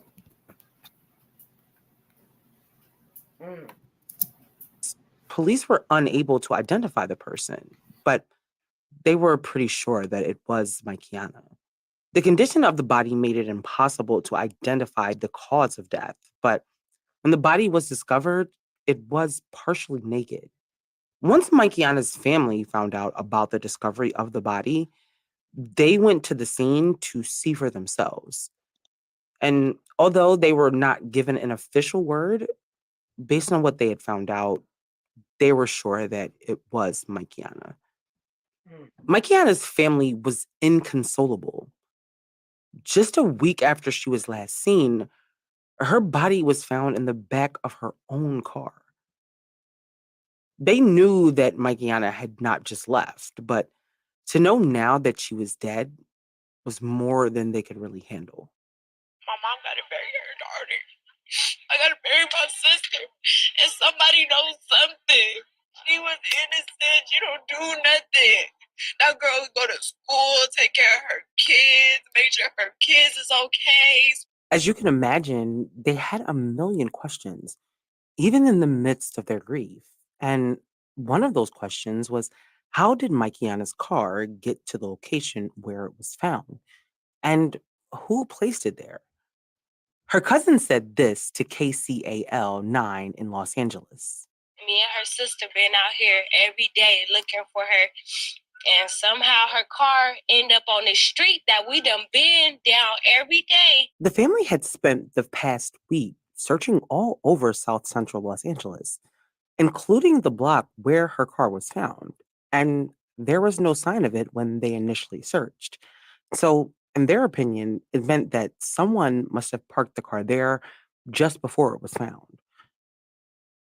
After the body was discovered and the scene was processed, it was confirmed that it was Mikeana. And the coroner conducted an autopsy to determine the cause of death.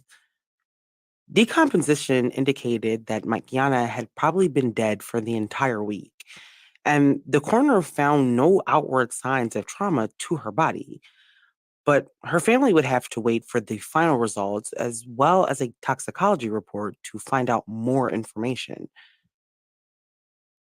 A few days after Maikiana's body was found, her family held a vigil at the site where her car was found. Her aunt spoke with reporters at the scene and begged for justice for Maikiana. And we asking anybody in this neighborhood who's seen anything, if you've seen her car, any details, we don't care how little or how small. We want all the phone calls, all the details. So if you guys have a conscience or a heart, this could be your 20-year-old daughter, 23-year-old daughter, or your 23-year-old family member. She has 2 daughters, and we want justice for Maikiana. She did not deserve to die this way, and we're not going to rest until we find out what happened to her, and whoever did this to her is in jail. So we begging you guys, please come forward with any information that you have, because we need peace. From the moment Maikiana's body was found, her family was convinced that she had been murdered.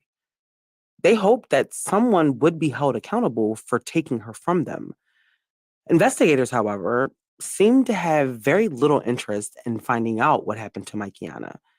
Maikiana's family claims that the LAPD never took her case seriously, and there seems to be very little information about what they did in terms of an investigation.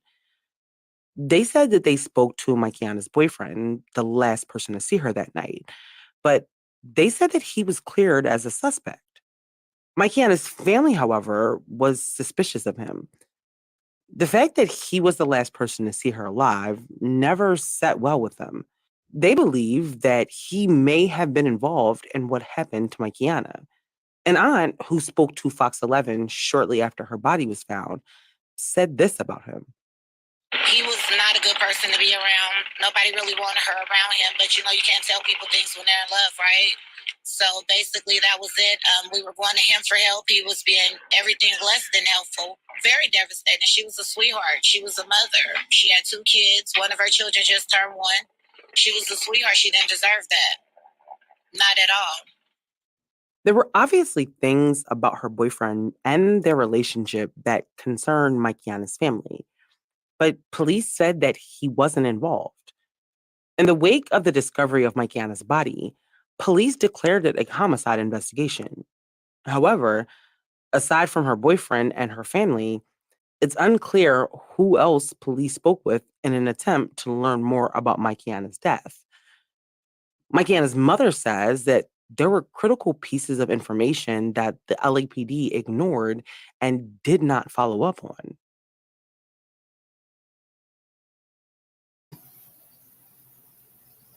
Now, see shit like this. This is why I say, hey, bro, hey, we about to get our Malcolm X on. You motherfuckers always want to sit there and don't do nothing. This is a young mother. Like she said, man, she didn't deserve that. She didn't deserve to be done how she was done, left half naked in the back of a trunk to rot. She didn't deserve that. You know what I'm saying? So for y'all to sit there, man, and call yourself law enforcement and to so-called say y'all take an oath to protect and serve, I mean, the least you can do is follow up on these cases. Because when the last time one of you motherfuckers protected or served any motherfucking body? When the last time y'all seen the police intervene a rape? When the last time y'all seen the police intervene a murder? When the last time y'all seen police intervene a kidnapping? Stop it, man. The motherfuckers only come after the shit happened. After you shot. After a motherfucker do something to you. After a motherfucker done bopped you upside your head. After the motherfucker, like, come on, y'all come after. Y'all come after. So if y'all took an oath to protect and serve, the least a motherfucker can do is follow up on these cases. How the fuck y'all got leads and shit going on, man, and a motherfucker can't sit there? Hey, man, this shit is crazy. They wonder why motherfuckers, and then when a motherfucker go bad, and now y'all ready to go lock a motherfucker up because they done did something, they done killed the motherfuckers who killed her. Now y'all ready to go lock some people up. Now y'all ready to go. Oh, her brother did something. Oh, her sister did something. Now y'all ready to go lock somebody up. This shit mania. And in situations like this, man, like I say, man, like this is why people don't trust law enforcement. And people want people to put their trust in them. You know, people are paying they hard-earned, you know what I'm saying, tax-paying dollars. You know, stop it with the shenanigans, man. This shit fake and it's bunk as fuck. Y'all got leads but ain't following up. Y'all, man, come on, man. Let's get back into this story, man. Y'all hit the like button. Subscribe to the channel, man. Tamper with us, man. It's Gangland.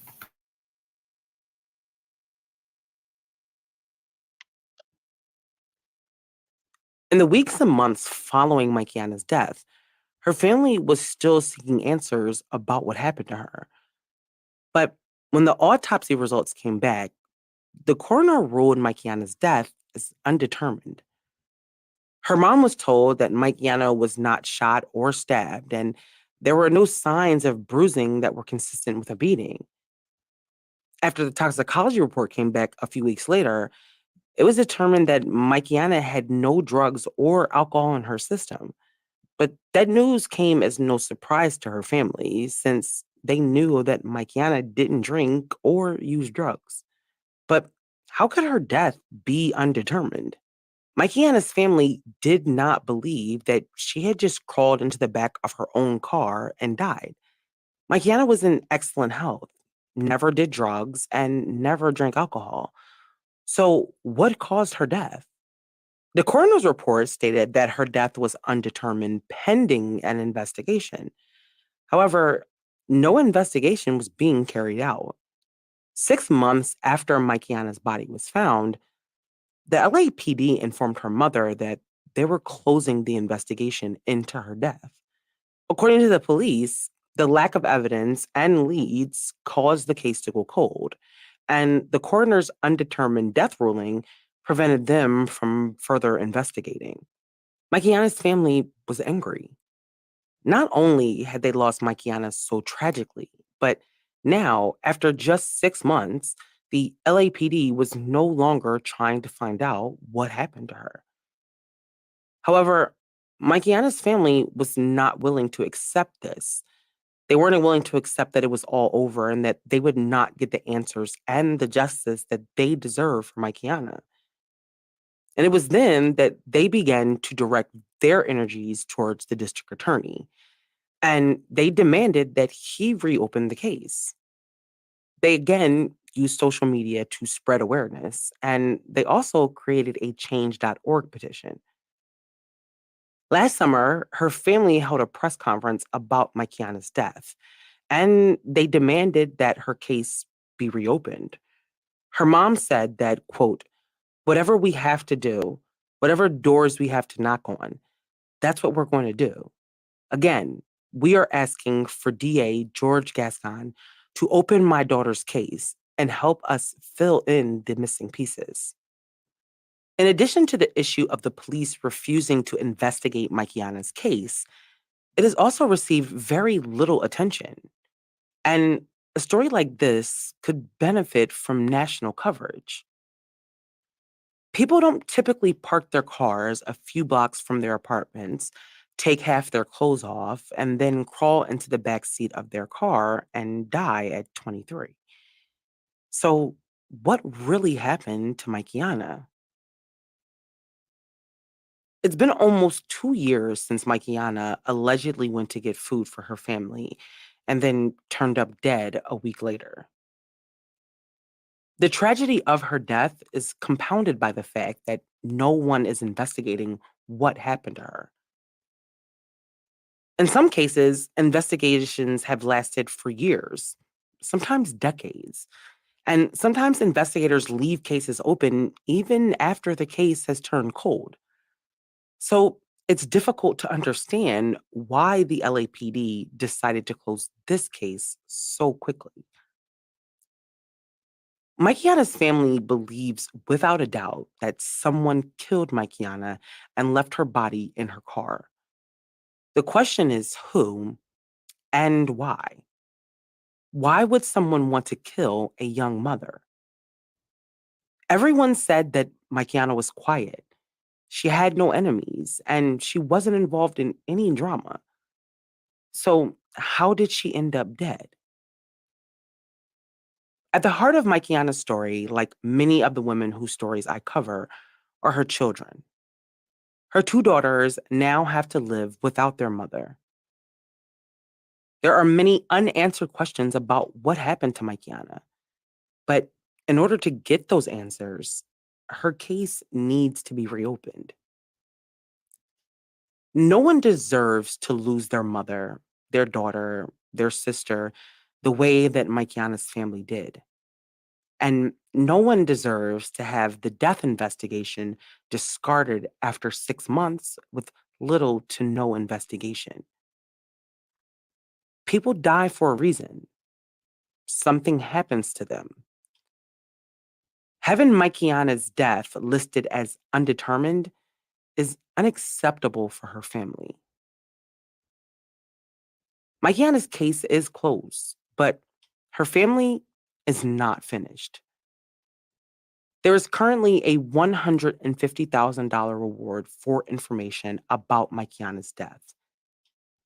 If you know anything about what happened, you can help bring this family closure. You can contact the LAPD South Bureau Homicide Division. May Maikiana Johnson rest in peace. Thank you for listening to this week's episode. We'll be back next week with a brand new episode.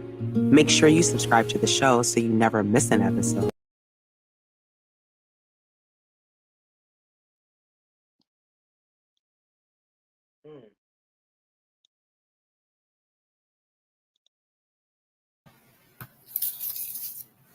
Man, I'm gonna drop the link if somebody want to come up and, pop it with the gang on this situation we just watched. Man, this right in our backyard. I'm from Oakland, but LA ain't too far, man. This shit happened in Compton.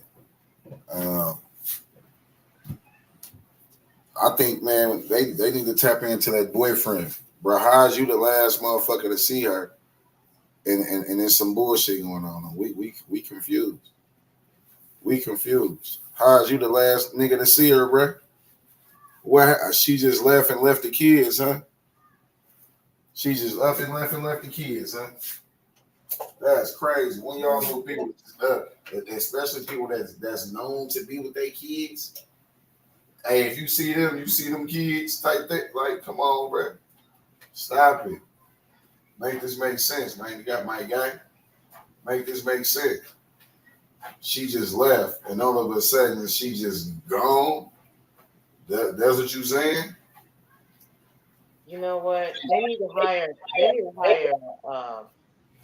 an investigator. There's some ain't right here. First of all, what caught my attention was the fact that her car was found close by the house, right? Am I correct? Yeah. What's going on with that? Like, man, the boy, and then like she said, her sister said, man, we done went down that block hella times. Right, that's what caught my attention. Everybody ended up right there. And we've been down this block hella times. We've been down this block hella times. The car shows up in that condition. And they done been down there a few times. This is somebody local did that shit. Let's talk again. We need to look at the boyfriend. Boyfriend is hiding some shit now. Did you remember how, it was another case where a brother tried to act like he didn't know what's going on, but he was the one who did it. That's what it would seem like to me. I wonder why they would just, all right, well, shit, we don't really think you did nothing, so fuck it. What? Fuck it. This case was done very shoddy. Gang, what it look like? What's up, gang? Oh, man, some more of it. Show love, something cooking. Yeah. When the boyfriend said she went to go get dinner, and he went to sleep, and he realized she wasn't there after he woke up, and then he decided to call the next day. What time the next day? Why the next day? Bro, this your baby mama, yo queen. I Who wish the ate fuck. that? Yeah. To sum it up, who ate that night? Oh, y'all must not been that hungry for her to run to go get something to eat. I know the kids was hungry. I don't believe that. It's something to him. I said it before they even described what kind of person he was, because that story sound fishy. He waited till the next day to call her grandmama. See, this the thing, right? This why I said some shit. I might have to look into that shit because my grandpa was deceased, right? So the dude who called the nigga that called the ambulance, he said he got to the door, he opened. First he said he opened the door. And then because it just dawned on me like, damn, like, I wonder if that shit's some fake ass shit. Cause he said he opened the door, he was in the way of the door, and he pushed the door open, and my grandpa was laying on the floor. And then he said he called my mama. We already know, nigga, my mama, you know what I'm saying? She do drugs and shit. She drank, she in the street, she ain't worried about nothing. What would make your silly ass call my mama instead of the police or the ambulance? Ain't that weird? Yeah, this nigga was trying to establish an alibi when he called the grandmama. Had a lot of explaining to do. You see what I'm saying? So why would you call the granny instead of calling the police or the ambulance? Why he had called her phone? Something ain't right. The first thing he should have did when she realized when he woke up the first time, she went back for getting some burgers. What time the burger spot closed? Man, it would have been all kind of questions because it don't add up. Hell no. And you know the spouse is the first suspect in any investigation. Any.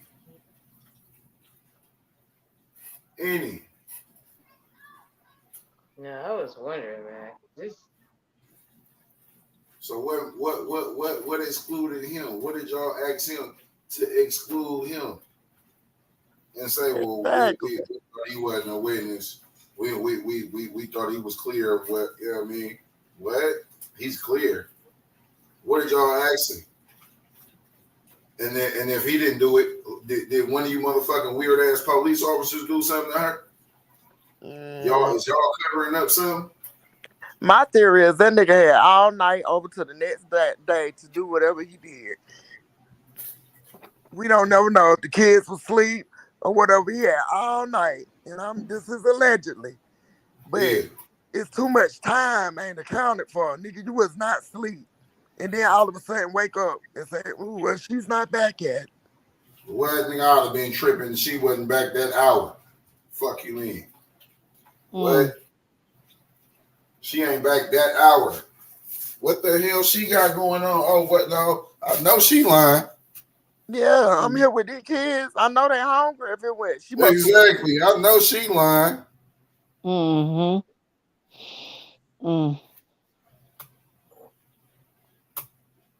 know she lying. Brother Ronald Mack, let me ask you a question. What year was this?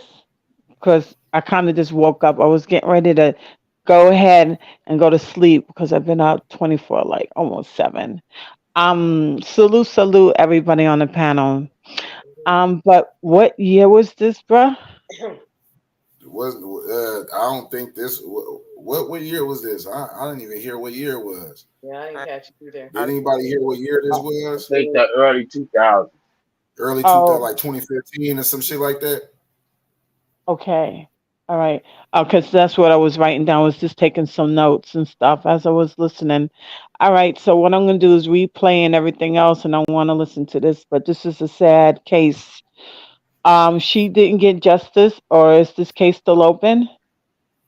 It's They said that closed. it was closed. It's closed. Yes. Oh hell no. They said Oh, 2020. It happened in 2020. 2020. All right, all right, all Yeah. right. That was my question. I'm gonna let you guys do your thing, but I just had to come up and just say blessings and ask you that question, bruh. Yeah, You this don't got no money. You don't have no money out here, Compton, LA, anywhere else like that. They don't work hard on that criminal case. To them, it's a waste of time. Unless you have money or something, they know your people. Their people gonna keep advocating to something is done. Exactly. That's Mm. weird as Exactly. fuck. And tell me this right here. When they wanted that car, if it was somebody, that is personal. If I put you in the trunk, it's personal. If it's Mm-hmm. anybody else, they want that car. They want that car. They want that credit card, that money. They want that car. It's a difference in crimes when they personal. You can tell the difference Right. And then also leave her in the car in the trunk in the and then car. leave the body there as well. You know? And they're going to park that car somewhere, probably moved it the next day or the next week, however long it took to that street because he wanted her to be found. He wanted her to Right. be found. Shout out my Right. nigga Larry Rose down there. Hell yeah, he wanted her to be found. Yeah, he wanted his conscience. He wanted her to be found. Mm. Mm. All right. I love y'all. Gangland TV, Gangland family. You know what? I'm gonna go to sleep now, but this is a sad, sad, sad case. And beautiful, beautiful sister. You Yeah. know. What part of California this happened? Anybody Compton. know? Okay, got oh, I have family out there. Deep. All right. Blessings and peace, everyone. Blessings. Blessing. Blessing. Yeah, Yeah, he they probably probably just choked they out, probably man. go ahead, man. My bad. He They probably probably choked her out. He no, probably told her he can't. they discarded her like that too, because out here it's a lot different. They probably discarded her like that because she was in probably a high gang area. They probably looked at her as a casualty or something like that. So we're not gonna work this case in. That's just how they do out here. That's just how they've been doing it for I think probably from 1993. You ain't got no money, they not gonna work hard. Do they still be stealing cars and stuff? Not so much that, but they do other things. I'm talking about in the 2000s back then. Was they jacking cars still? Yeah, but they have more of the keys and stuff to stuff. What I'm saying is, who gonna park the car not too far from the house? That was a nice car. We all know who parked that. Well, the panel know who parked that car. That nigga. Exactly. This was personal. He probably choked her out in that house. Waited till them kids. Let me stop. My brain go all the way to the. And it's just allegedly. It's allegedly. Allegedly, yeah. I'm just thinking while I'm talking. Yeah, don't get the what they said. Nah, I don't allegedly. get it twisted. I'm just saying. Hmm? I'm just saying they saying it was no punctures or nothing in the body. Hmm. It wasn't no punchers. No, her body, it was no like showing no like it's no damage, showing that nothing was wrong. But they say she was partially undressed. She might have been laying down at home. She wasn't going to get no burgers. Something that crime took place in that house, and he put her in that car. And he panicked because he like fuck her body, nigga. You can't get her dressed. You know, like that shit just crazy. Don't forget, we got kids in the house, Matt. I told, hey, look, this is what I'm saying. This shit happened either the same day or the next day she was missing. The same day she left or the next day he did something there. Roach, what's up with blood? Factuals. Ain't no way that body was just stinking off a day or two. They said Ain't about a week. You know, telling if it was hot and where he left her body. And, like, come on. And it was For a close to week, okay. in the Compton, son, everybody would have blew up bigger than the OJK. So my thing is, it is factual that the car was found At by the, the house, right? It was found by the house, correct? at the school, not too far from the house. Okay. I'm not doing this. I'm not buying it, man. Something happened.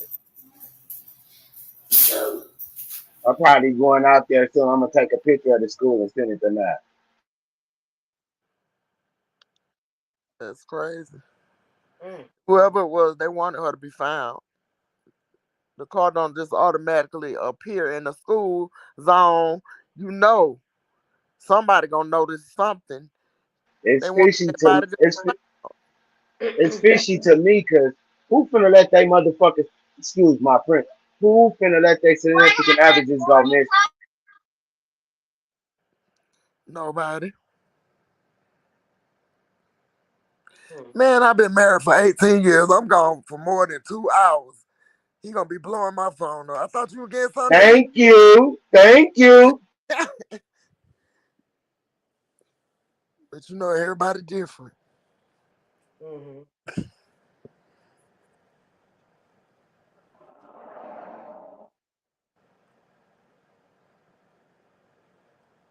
Matt, Why her family wasn't looking for it? Damn, don't nobody care? Your family was looking Nah, for her. that nigga, he made it to where nigga it was a late start for the family.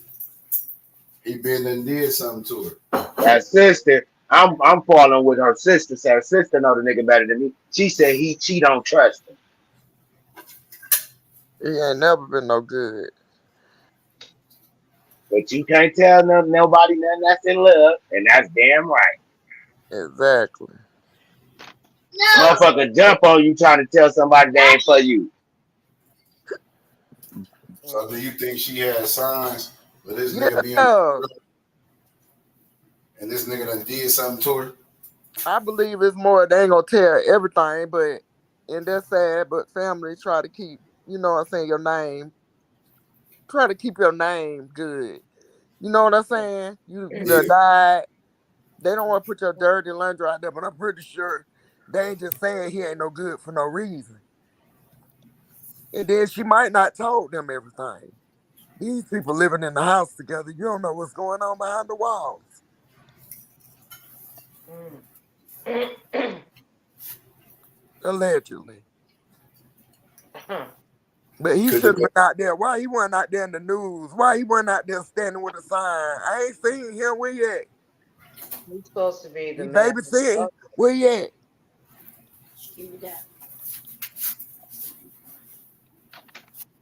Yeah, Did he's y'all supposed see to him be the on the one. He news should have standing out been. there? He should have been number one on it.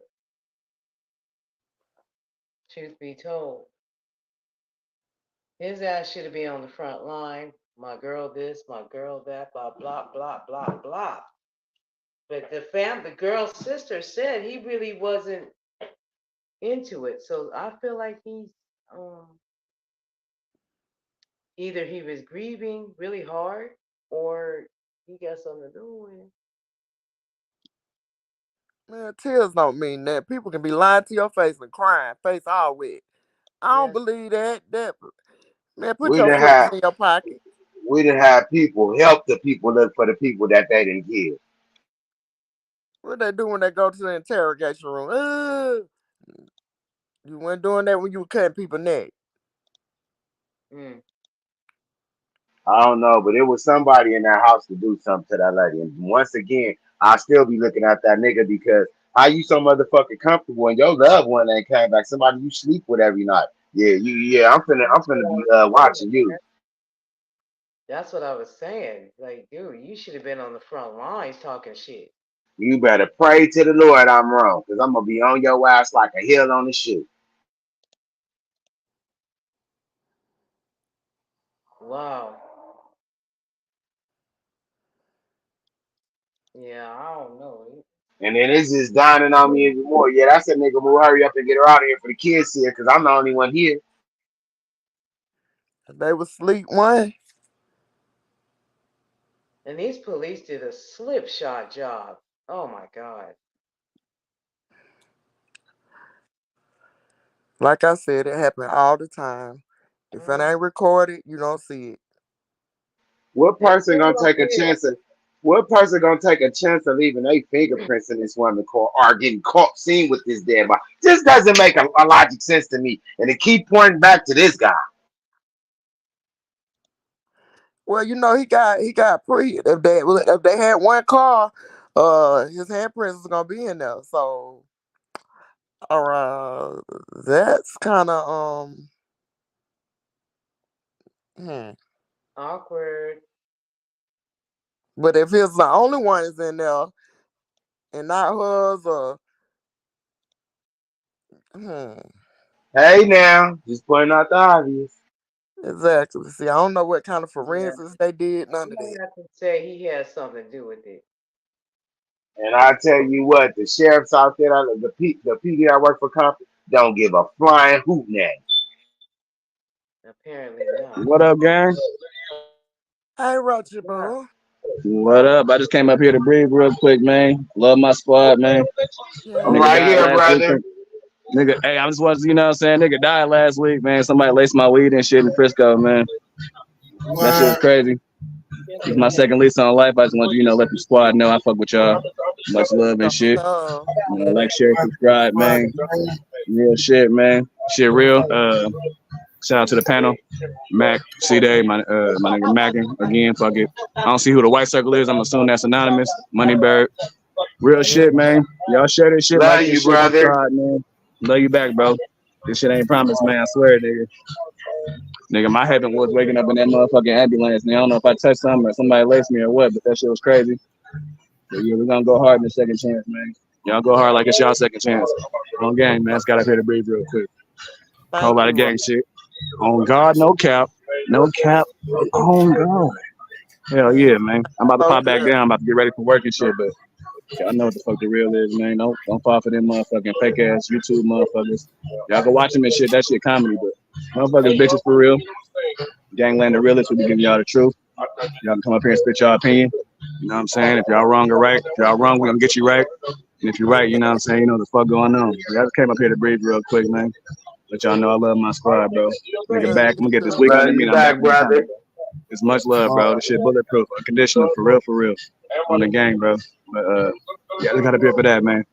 Shout out to Yanni wherever you at. Hella hearts. You know what I'm saying? Mama, squad, you know what the fuck going on. But hell yeah, man. Country Grady, Mackin, a real nigga. See that real nigga. Everybody I mentioned real one. Ladies, females, shout out to the chat. Y'all share this shit, man. Put this in them Facebook groups, y'all, and go in. Put this on Twitter, you know what I'm saying? Get the word out, man. We there. We're gonna spread this shit the right way, man. No plays, no bullshit. You know what I'm saying? But hell yeah, I'm pop back down, but I just got up here to breathe real quick. Love y'all, I'm out. Love you too. Love you too, nigga. Oh, wow. My baby brother. He just kind of breathed on us. Thank you, Lord. Thank you. He all right. Y'all better watch that weed.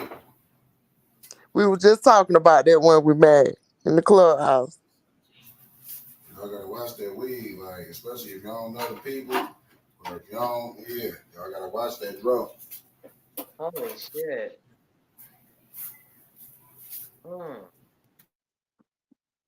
Wow. Matt, you got that other video? Matt. Got quiet. You said what video? You got that video Mama sent you? Yep, in my DM. Yeah. That's another one. But it's sad. Oh yeah, you know tomorrow my Friday. We're gonna play that one tomorrow. Yeah, that was my family. We're gonna play that one tomorrow. So y'all tap in, man. We about to be in that clubhouse. We've been on here for like 2 hours. You know, people got some you know, people at Gangland do get up and go to work. We ain't gonna keep them up. But if y'all want to join that clubhouse, that's on you. You get y'all like, man, y'all had me in there up till 4 in the morning. Nigga, It's too many. There's too many people in the chats for not enough likes. Please hit the like button. It's free. Don't be boozy. That's your fault. You was having a good time, and your ass didn't leave that motherfucking clubhouse till 4 in the morning. Ain't my fault. Shit. You know what I'm saying? But hey, y'all tap me. I'm about to drop the link. Hold on, let me drop the link real quick. Let me drop the link because the conversation don't stop. It don't stop here. Like we'll leave here and go right to the clubhouse. The conversation continues. The conversation continues. So it's like some people be like, damn, they be surfing the net. Like, nigga, I'm trying to watch another live. Nah, come on to that clubhouse and get you a good old dose. You see what I'm saying? Yeah. So yeah, man, hit the like button, subscribe to the channel, slap that notification bell. I'm about to drop this link. This nigga Chris got a whole ooze in the room real quick. While I drop the link. Hold on, y'all. Yeah, the conversation continues. It don't stop here. Man, where everybody go? Clubhouse. In that motherfucker about 20 deep, 15 deep. You see what I'm saying? All tapped in. You see, y'all see them badges. Y'all see them Gangland badges. Y'all know what time it is. I just dropped the link to the clubhouse. So yeah, man, y'all tap in. Feel free to tap in. It's all love. Let us know. If you're a mole, you a nigga in the bushes, we gonna know because we gonna be, you can't sit in the bottom. You sit in the bottom, your ass is out of there. You better either hit that like button or raise your hand to come up. And you got about a good 2-3 minutes to do so. If not, it's not that hard to comprehend to either hit that mic or raise your hand to come up. It show you on there how to do it. It's not that hard. So yeah, man, I just dropped the link to the clubhouse. Y'all tap in, hit the like button, subscribe to the channel. Yeah, I love y'all, man. It's Gangland.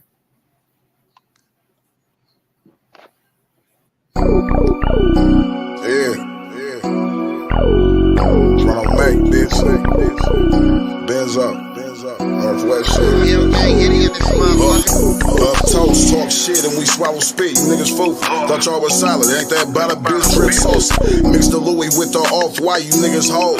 Game goofy, nowhere boss like. VV's on my chest, Jubilee on my left wrist, and white and blue. B-22s off my check. Ride around with 7.6 tools, bitch, we reckless. 30 plus shots if you reach at this necklace. TVC, blast first gang, bitch, we wreck shit. Currency, watch it stack it up like it's Tetris. White on white whips, and I still got the Lexus. Step foot in front of this AR, that's a death wish. It's funny games, so them hollow tips to this funny bone. We sitting with a long ass face, I guess it's money gone. Drop low on 2 niggas, that shit had me up. Since you niggas pocket, watch you go ahead, add me up. Smack. We ain't into that. You niggas ain't about a bag. We ain't into that. We ain't into that. That bitch don't fuck it over. We ain't into that. We ain't into that. You niggas ain't on the block. We ain't into that. We ain't into that. You niggas don't turn no blocks. We ain't into that. It ain't no plan, both sides, that's what the suckers do.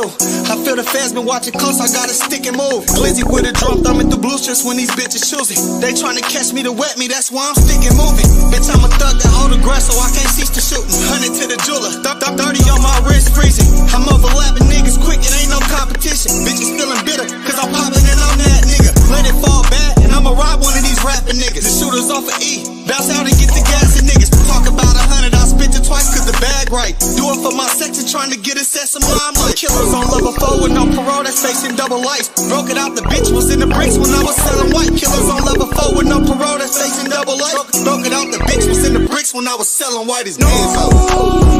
We ain't into that. You niggas ain't about a bag. We ain't into that. We ain't into that. That bitch don't fuck it over. We ain't into that. We ain't into that.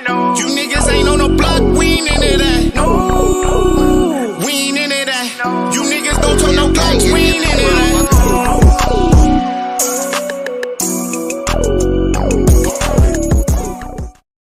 Niggas know me, been off the points is like back when. Gang in the field, bitch, we be something like the Pac-10. Gangland, we around this motherfucker, man.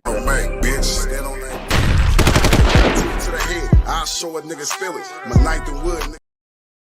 Niggas know me, been off the points is like back when. Gang in the field, bitch, we be something like the Pac-10. Gangland, we around this motherfucker, man. Bitch, stand on that. To the head, I'll show a nigga's feelings. My 9th and Wood nigga, up the street from the village. We ain't into that. You niggas don't talk no blocks. We ain't into that.